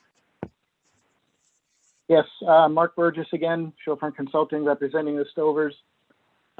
So this one was also supported by Waterways last night. And a couple of questions were raised, which we can certainly address here as well. Basically, it's the replacement of existing permitted and licensed bulkhead and dock within the same footprint. No, I'm going to say no seaward expansion. Obviously, if you've been down to the site and you saw the pictures, you know, the bulkhead's a mess. So it needs to come out and a new one needs to be put back in. I'd like to raise the dock and the bulkhead 2 feet to get it a little further out of flood stages and to try to keep the slope of the filled area at the bottom, keep the slope as gentle as possible so that it'd be as easy as possible to restabilize that slope. So the dock doesn't move any further seaward. There's 3 feet of water at the outer edge of the dock. the float, I'm sorry. Let's see. So the Division of Marine Fisheries also had a comment on this one because the area behind the existing bulkhead is now coastal beach, when obviously way back in the day it was just filled in coastal bank or protected coastal bank. So again, my logic here was to keep everything in the same footprint and fill that area back to where it was, to restore the area to the way it was when it was originally permitted. Some people might disagree with that logic, but that was where I was headed when I did this. There was a question about moving the bulkhead landward of mean high water so that we're not converting coastal beach to land under coastal beach to not coastal beach, I guess. So I looked at that and I said, I try to be short here, but in conservation, we can conserve what is, or we can conserve what was. So when the town of Dennis converted a scrub shrub area that used to be a meadow, they decided to mow everything down and turn it back to a meadow. So they were conserving what was. I kind of disagreed with that. I thought that the forest should be allowed to progress as forests do, but that's what they did. Here, although it is coastal beach now because of erosion, it wasn't that way. So my intent was to permit the project to reconstruct it back to the original standards, improve on it where we could, and leave everything in the same footprints for the reason I said, was to make the slope as gentle as possible. If I move the bulkhead landward, it would have to be 2 feet taller, or I have to fill the slope at a steeper angle. So it's already a 10-foot high design. By moving it back, I might still be able to keep it at 10 feet. The reason I do the 10-foot design is I look at the river contours or the bottom contours and I say to myself, well, how much can this erode? How much can the river get deeper, if it chooses to do so? And I don't want the bottom of the bulkhead to kick out, of course, if that sediment goes away from the bulkhead. So that's my methodology on how I design bulkheads. I look at what's the worst case scenario so that when we put it in, it stays there. By moving it landward, the beach is a little higher, the elevations are a little higher. I might still be able to get away with a 10-foot wall and just raise it up 2 more feet. I guess it's really up to the commission as whether they feel what are we conserving, whether we're conserving what was or whether we're conserving what is. So moving up the stairs, there were comments, actually there were no comments from waterways because that's not their jurisdiction. So the landing was my idea, and that was based on 2 projects to the north. If you remember the Mellow project that we just closed out, he got a nice midway deck that was very versatile and functional. That was where I was headed here. I thought no harm, no foul. So that is the reason, that was my idea. That was the reason for increasing that landing. Kelly has brought up a good point that this site, this site, unlike Mellow, has another good sized deck at the top. So if we needed to, we can keep this existing landing, but I still want to relocate it because it's too close to the edge of what is now a dangerous slope. I think I'll stop at that point, I guess. Okay, thanks, Mark. Yep. So I'm going to start off and say I don't follow your logic. I don't agree with it. And okay. There is no way on God's green earth that I'm going to allow you to essentially fill a coastal resource area, or sorry, a resource area, to maintain a bulkhead that's barely in existence. So I personally, I would take that completely off and move the bulkhead back. let it recede with the, move it back with as the bank has receded as well. So that's my comment on that. The other thing, in terms of the landing that you were just speaking of, I see what you're saying. I could see a much smaller landing there if you're talking about something that somebody can just use to rest halfway up the hill. I can get it that way, but that in its current proposal, I would say it's far too large for my taste.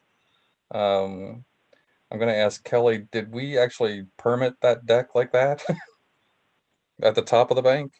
It was permitted a long time ago. Yes, it's been rebuilt since. Well, so much for that one. But those are my comments. I'll turn it over to the rest of the commission for theirs.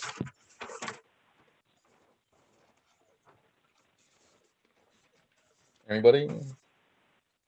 Ed, I have to agree with you on moving the bulkhead back. That was one suggestion or one thought I had at the meeting last night, is moving it back so that we're not filling in that area and letting the slope just naturally go the way it's going to go. I mean, there was concern about the sand going into the river, but the flow there is so strong now that I don't foresee that it would make a really big difference on narrowing the channel at that point. Just my thought. Okay. Anybody else?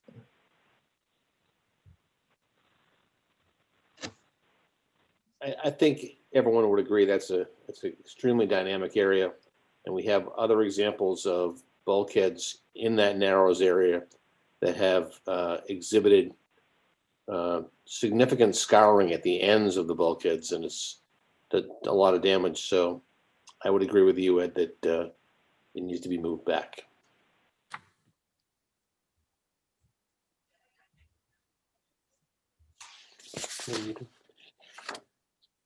Okay. Any other questions, comments?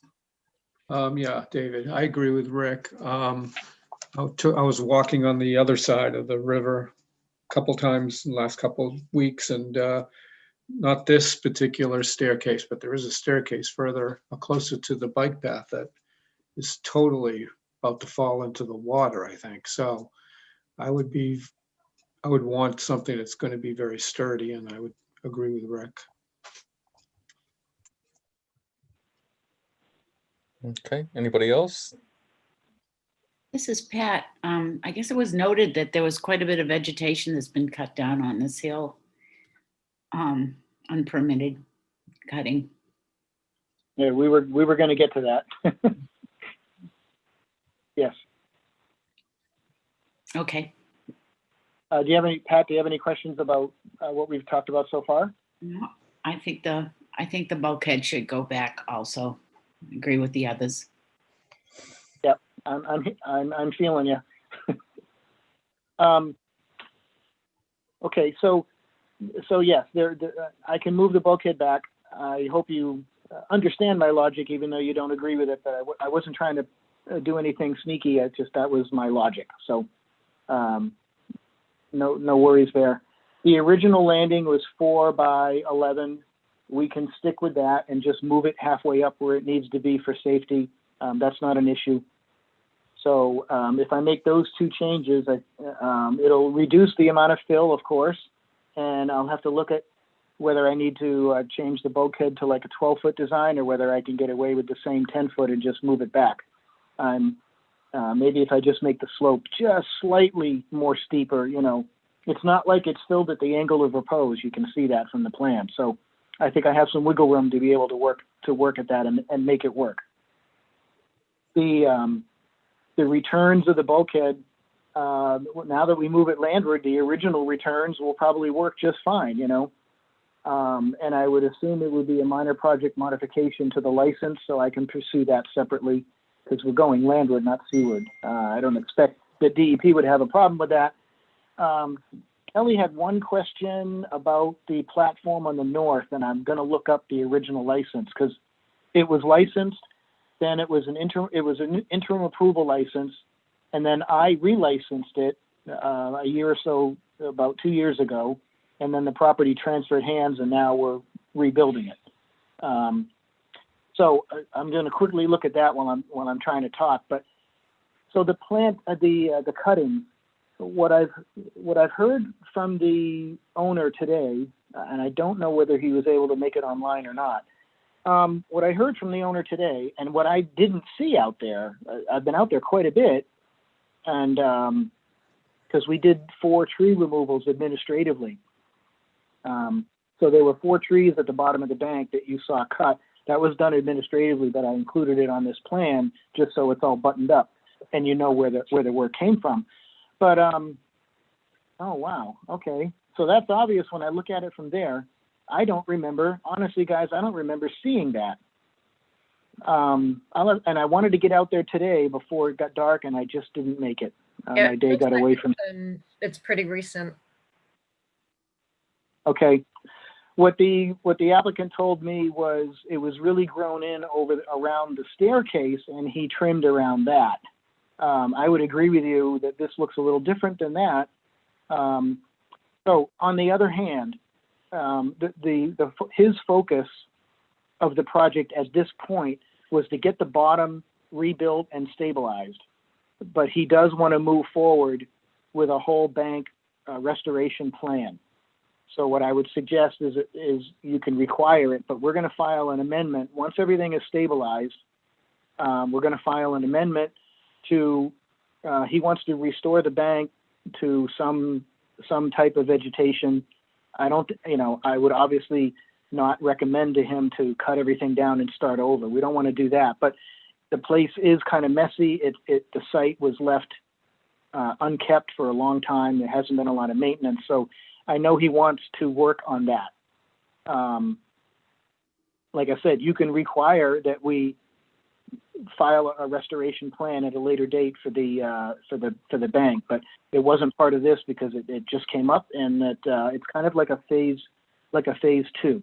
So, if, assuming, let's see, that's what I've been told, and I would, at least guarantee based on what I've been told that we will move forward with that, with an amendment to include the bank restoration. Can you guys go ahead and discuss that, and let me look and see if I can find the original license and see what was on it. No, I mean, personally, I think I think we should be handling this with an enforcement order and then requiring a restoration plan for the bank myself, and they can add some pep to it as well with the restoration plan. But I think if we just say, oh, you have to give us you have to give us a bank stabilization plan at some point in the future, that may never happen, or they may come back with something less desirable for the bank improvement, bank stabilization. So I think we should issue an enforcement order for this, and we can require a CERP certified restoration specialist then to do the planning for this. So Ed, are you saying that as part of the potential approval of the bulkhead, we would also require a restoration plan as part of it, or separate? No, we would issue the enforcement order as a separate thing, completely separated from the notice of intent. So the notice of intent for the bulkhead can go forward, and then we would handle the bank stabilization restoration under restoration plan as a result of the enforcement order. Thank you. All right, Kelly, do you agree with that, or? Yeah, I mean, I don't know how many of you visited the site, but I found this to be a pretty significant violation. There is significant cutting of almost every young tree on that bank. So I would certainly be pushing for an enforcement order, and I'd be pushing for a fine as well. Kelly, when did you go? Friday. Okay, so you were there before me. Okay. Kelly, would you imagine that this is a brand new deck? Because certainly these materials are brand new, the stainless steel wires and.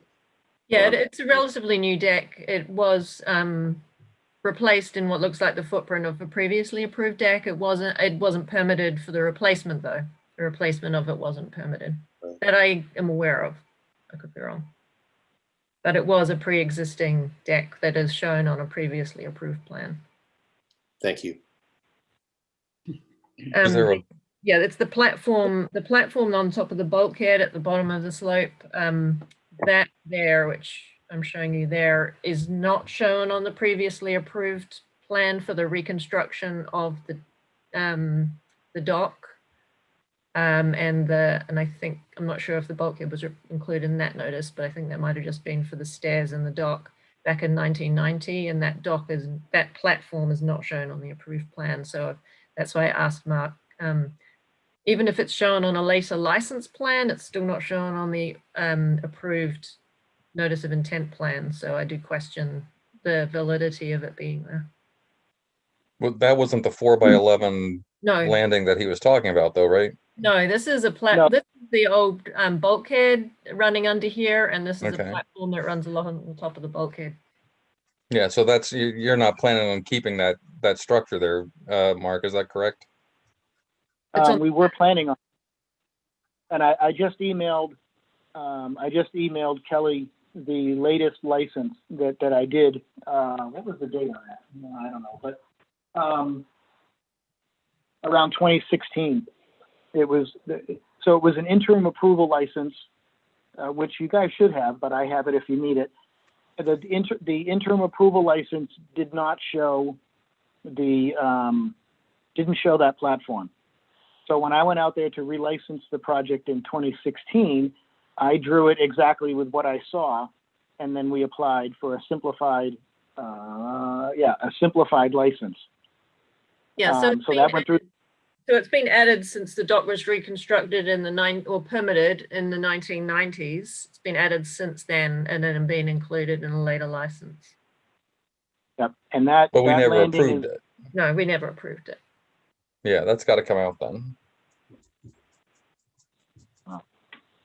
At least that's my opinion. That shouldn't be included then.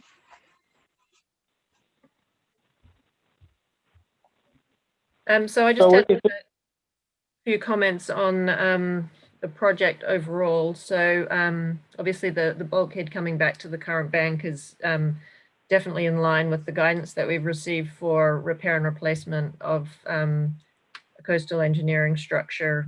So it'd be good to see that happen.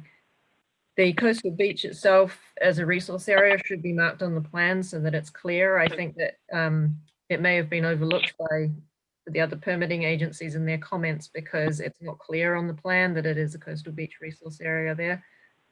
Again, it's on the plan, Kelly. On the section on that detail. Oh, you just had it. The elevation in detail. here. Oh, on that part. Not sure. It's not delineated on this plan. I'm sorry, on the plan view, not the elevation then. It is there. You can look up at the top there in the middle. It says 6-foot coastal beach. Okay. But you want it on the, yeah, so on that part. So it's clear on this plan. That would be great. Thank you. I get it. I understand. I'm sorry. I wasn't arguing. I understand. Okay. Yeah, no problem. So yeah, the platform on the top of the bulkhead isn't on our approved plans. I established that Mark confirmed the water depth at the end of the proposed float is 3 feet, so that's fine. And the platform should be reduced. So it'd just be maybe when the redesign is done, we might need a bit of a closer look at the detail, and I guess you'll probably do that in. It's hard to see the detail on this plan view, but as long as we've got enough detail of different sections of the wall in the profile shots, because the bank changes quite significantly along its extent. Like if you look in the photos, you know, you've got this kind of bank here, but here it's a lot different. So I think that we need a little more detail, especially at the ends as to where it's going on to the, where it's meeting the adjacent properties, just to see what that's going to look like in terms of the bulkhead design. And yeah, waterways, obviously had the concerns with the location of the bulkhead as well, but we're supportive of the project in terms of the dock 3-1. That's all I have. Okay. Any further discussion among the commission? Is there anybody in the audience who has any comments, questions, concerns with this project?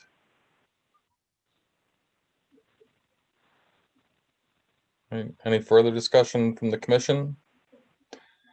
Mark, you're looking for the 18th, or do you want a little bit more time for this one? I can do 2 for 1. The way hearings get stacked up, I'd rather try to go for both of them on the same night. Okay, so do I have a motion then to continue this project until February 18th, 2021? With So new move, material David. with new I'm sorry. material by the 11th. With plans by the 11th, Mark, just to remind you. Yes, I have no life. Okay. Was that David who made the Yes. motion? Okay, thank Yes. you. Is there a second? Second, Ellie. Thank you, Ellie. Kelly, would you call the roll, please? Bishop, Aye. Durkin, Aye. Bernstein, Aye. Lawrence, Aye. Hoops, Aye. Mulhern. Aye. Motion carries unanimously 6-0 to continue. All right. Okay. Thank you, Mark. Sorry, could we do another motion for the enforcement? Oh, yes. So I need a motion to issue an enforcement order for 172 Blue Rock Road, Yarmouth, Massachusetts. Kelly had mentioned a fine. Do we do that at this point or do we wait? Let's actually, Kelly, if she wants to write the font, well, I can yeah, draft. if you want to write, I can draft the enforcement order for you to ratify at the next meeting and include. and we'll do the fine then. Yeah, because I'll be able to count like how many trees have been cut and that kind of thing, I guess. Okay. Can I, you know that I'm going to ask this because it's my job. Is there a way that we can just do the letter and require the plan? The fine at this point, I understand what you're trying to accomplish, but you also know how I handle the violation projects because I've done a number of them with you, and I'll be all over this to make sure it gets done right. I don't think so. I think we're all, I mean, we all feel that this is an egregious enough violation that we're essentially going to be requiring a SERP certified restoration specialist to do the plan. So now, when you say a certified, I got into this with Chatham a year or so ago. When you say a certified restoration specialist, that basically means Seth Wilkinson. no. So there's No. Okay. There are 4 SERP certified specialists on Cape Cod. So Could you let me know who? All right. I was under the impression Seth Wilkinson is a certified ecological restoration specialist, and he was the only one that I knew of. He is a certified ecological restoration practitioner, but there are also others as well, including Michael Talbot and Crawford Land Management. Okay, I'm familiar with Crawford. If you could provide me a list of the 4 that you know of, I'd be most appreciative. Okay. All right. I get it. So thank you. I understand. Okay. I guess we'll see you guys. See you guys later. Hope you're well. Okay. Good luck with Dennis. Thank you very much. Okay. So we haven't finished that, but right? Did we finish that? No, we didn't. Okay. So do I have a motion to that effect? Oh, we got the motion, right? Yeah. Yeah, we just need to do the roll call. Who made the motion? Was that David? I think that was David and I Tom. made the motion for the previous thing, but I can make a motion for this too. Okay. So moved. Second. Thank you, Tom. Now it's legal. There you go. What Okay. a team, Dave. What a team. Yeah. Bishop, Aye. Durkin, Aye. Bernstein, Aye. Lawrence, Aye. Oops, Aye. Mulhern. Aye.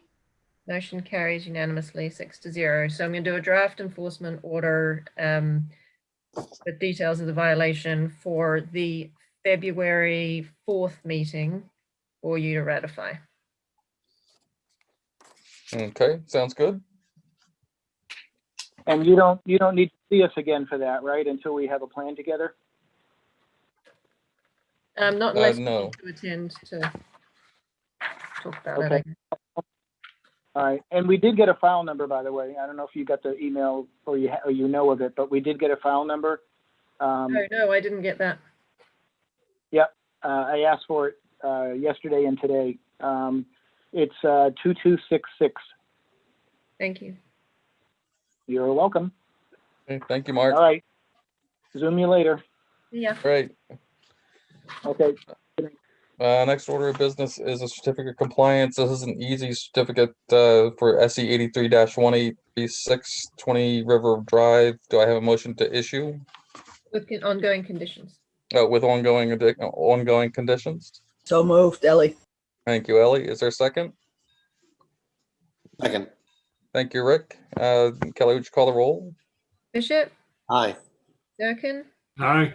Bernstein, Aye. Lawrence, Aye. Oops, Aye. Mulhern. Aye.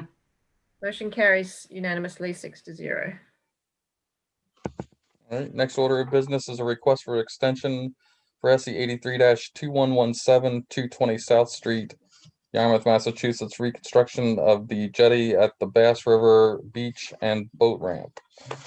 So this is a town project which was permitted in 2017. The permit actually has expired, but under the executive order, permits are not expiring. So the town is taking the opportunity to actually extend this permit for another 3 years. They have not been able to secure funding to carry out the project. So they are going to have to reapply through Army Corps because they don't extend a permit. So, but they thought they could at least keep this permit open for when they're able to secure funding. Okay, unless there's any further discussion, do I have a motion to issue an extension for 3 years to SE 83-2117? So moved. Thank you, Tom. Second, Ellie. Thank you, Ellie. Kelly, would you call the roll? Bishop, Aye. Durkin, Aye. Bernstein, Aye. Lawrence, Aye. Oops, Aye. Mulhern. Aye. Motion carries unanimously 6-0 to extend for 3 years. Thank you. All right, our next order of business is a discussion Mr. on the draft letter addressing water quality implications of proposed development in the Bass River watershed. Mr. Chairman, Rick? I need to excuse myself. It has nothing to do with the agenda, but there's someone I know that's being installed into the National Honor Society at 7 o'clock, so I have to be there for that. You Oh boy, you done? better get over there for that, that's for sure. Yes. Congratulations. And Thank you. congratulations. Great. Thanks, everyone. All right, any discussion? Did everybody read the letter that Tom, well, I'm gonna start out. I said, Tom, I think you did a wonderful job with the letter as the proposed and discussing proposed development and nitrogen loading. My only comment is, and I'm glad you put the facts, the scientific facts into the paper, because I think that's important. The only thing that I would ask is could you cite them, and so we could put them into, like, have a literature cited at the end of the letter, essentially, so we can say this is exactly where we're taking those those facts from? Oh, you want to reference, Yeah, yeah. okay, I mean, if you sure. could just add like a reference, it's like, I think when you were talking about like 85% of the pollutants or of the nitrogen pollution comes from Title V systems. Mhm. You took that from some study, I assume. Yeah, And so if we could just list that, I think that would be extra beneficial then. sure. But otherwise, I think it was an excellent written letter. Thank you. I have to agree with you. I have two questions. Please. Number one is I want to make sure I have a blank sheet at the end of my letter. Is the letter just two sides? It's a two-pager, Dave. Two sides. Yeah. Okay, just want to make sure. I was just I like what you wrote. Everything is perfect. I just have a question about the purpose. I thought we were writing this in reference specifically to the property on 6A. And there's no reference to that, and there's no wish. We want you to move your septic system so the flow goes out not to Bass River, but to I think she called it a nitrogen bath or whatever. Am I wrong in there? No. You're absolutely right. That's the way it started. Okay. And that was the impetus for me writing this. However, the more I got involved in it, I mean, we haven't touched the Title V regulations for over 43 years. I mean, Wow. something has to be done in town, and not just the Bass River headwaters. I thought that our recommendation would be more appropriate for a town-wide reconsideration of Title V. So that's why I did not put it in. I would like to, I think David's suggestion or comment is most appropriate and probably would stand well for some discussion. I mean, do you think it should be in? Do you think this should be town-wide? What do you think about that? Does anybody want Well, I'll make the comment that now you've explained it, I really do like this letter as a townwide letter, and I'm wondering if we could send a separate letter using this letter and adding to the building, to the planning board, and because we had talked about sending it to other boards too, specific to the building on 6A, to the development on 6A. that sounds like a good compromise, Dave. Thank you. I don't know how other people feel. Anyone else? Go ahead. Was it Ellie? No, I'm thinking, we should keep from really singling individuals out or specific developments out and do make it as a town-wide, I want to say mandate, but that isn't the right term. But once we start, recommendation. Yeah, once we start picking, individuals and individual projects, it may look like we're just, I don't know. That's just my feeling. No, I think that's quite appropriate as well. No, I agree with you. I just worry that people are going to read this and say, okay, yeah, that's interesting, and not make any changes when it comes to what we're really asking for. Well, and that's Well, my what we're fear. asking though is not something that we don't really have a purview to that specific project in Mhm. Yarmouth Port.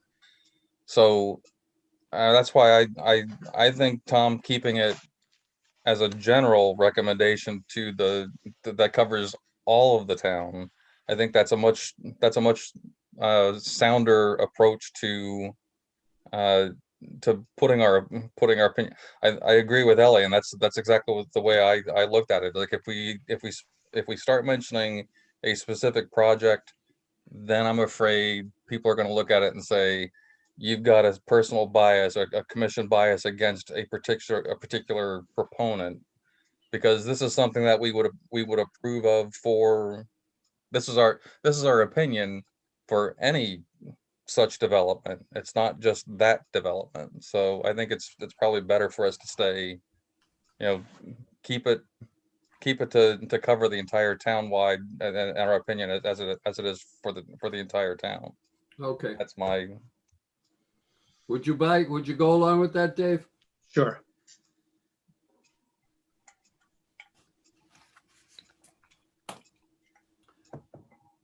Okay, so I'll put this on a letterhead, and Tom, if you just provide me with the citing information for the data.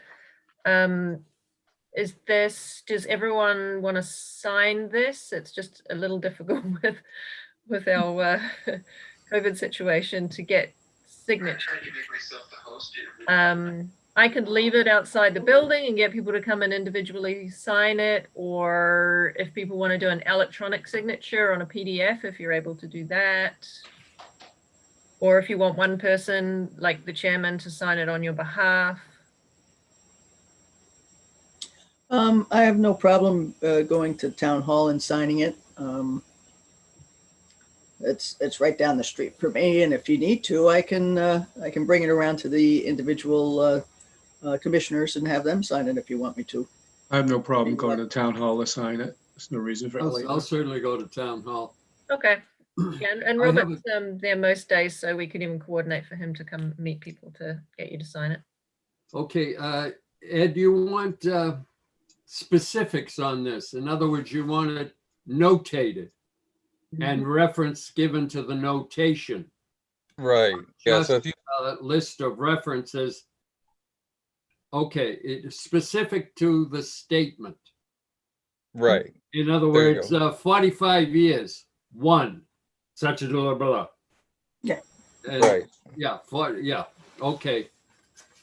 I'll rewrite it for you, Kelly. Okay, great. Thank you very much, Drop Tom. it down to your box. Yes, That's thank how you. I get a hold of you. What was that? Go down to town hall and give it to somebody and say, put it in Kelly's box. Sure, or you can just email it through to me. All right, okay. Fine. Give me a Thanks. couple You of could days. just tape it to the front door, Tom, and let everybody who comes to the door read it. Sure. Well, that's a good idea too. That might start a little stir. Large print. Thank you all very much. Actually, on that note, we'll do the rest. I have an update to that effect. But we have minutes. Since Rick is still on, can we vote him to do something that he might not want to do? We could leave a little sign that says, "Rick, you are now the The one who writes the minutes. That's right. You are now the one who does the scriber.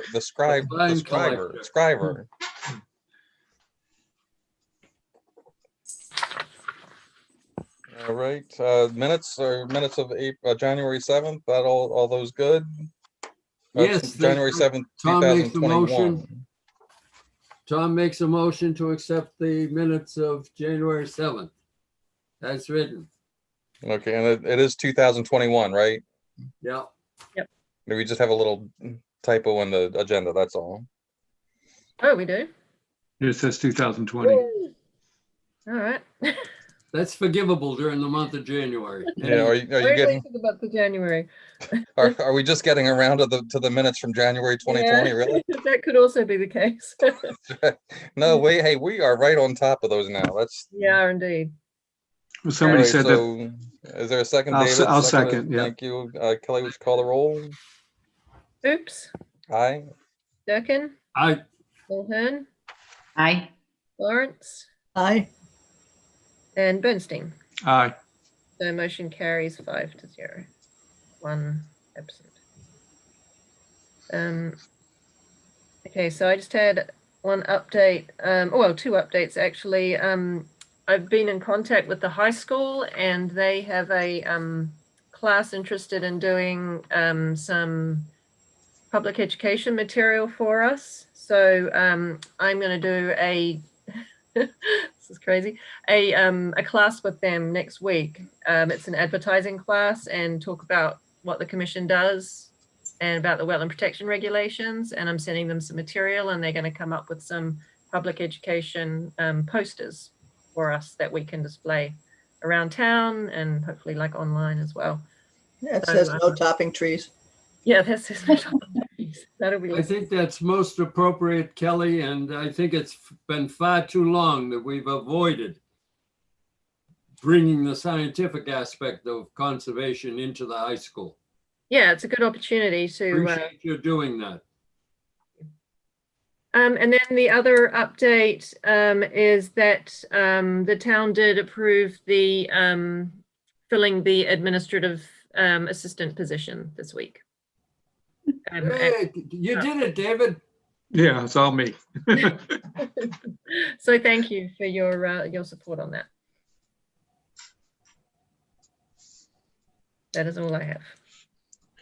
Okay, anything else?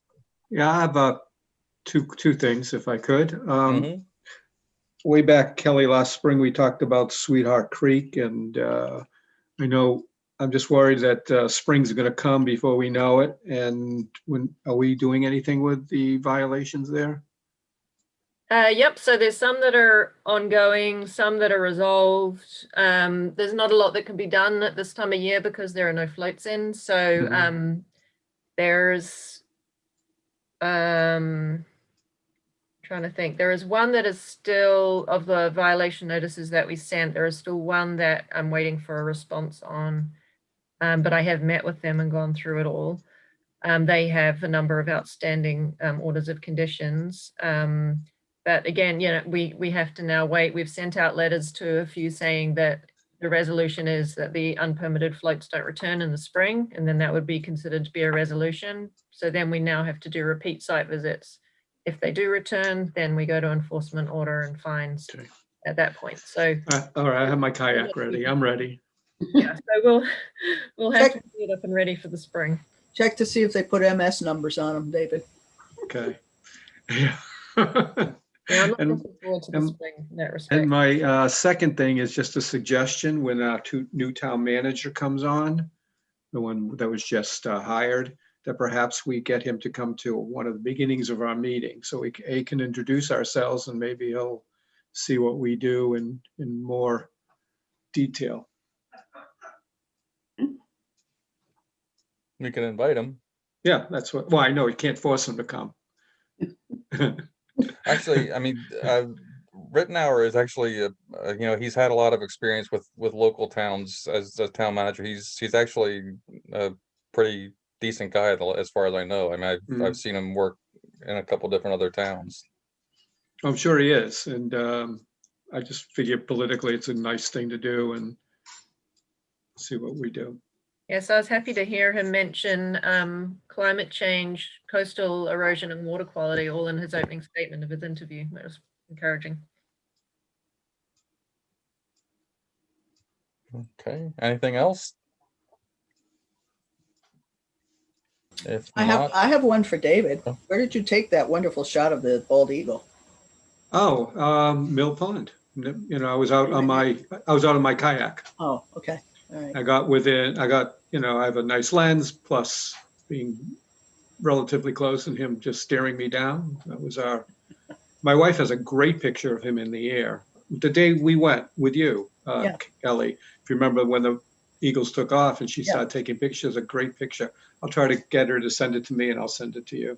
Oh, that would be great. You're a brave man bringing that expensive camera out on the. Oh no, it's not expensive camera. It's a Canon one lens. Oh. Oh, the power shot. Yeah, it just has a good lens. Is it 70? Is it a 70, 60 or 70? 70 to 200 or something. Yeah. But it's the what is it? The SX 70 or whatever, the SX 50 or 60 or whatever. Something like that. I have the same thing. Yeah, they're really for the money. Yeah, you can't beat them. No, I mean there's some things I wish I could do with it that I can't.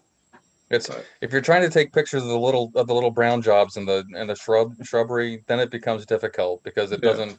Sometimes it doesn't focus all that well. Right, you don't have any manual focus because it's all autofocus. But yeah, that's the only frustrating thing I've ever run into it. Yeah.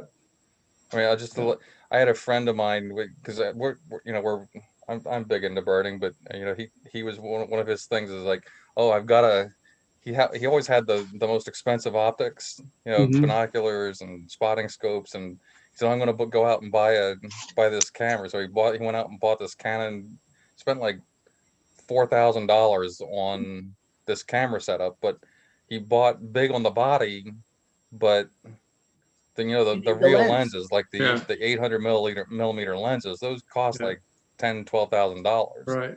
So he went short on the lens, and then I bought about the same time I bought my first Power Shot.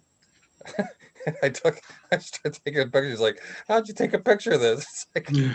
he took the Well- same picture. It's a little dot on his picture, but Yeah. mine was like 3/4 frame. My wife bought me this. It's from for the iPhone. And I attach it to the iPhone. It's an attachment, and it becomes a super lens. I'll have to look into that. It's called a telescope, high quality, put out by Fields of Vision. Anyway, I'll look. I haven't played enough with it because you have to really get it right, and my hands get too cold outside. Yeah. But I did take a really nice picture from the window of my first one. I'll try to send that off, but it's a nice lens.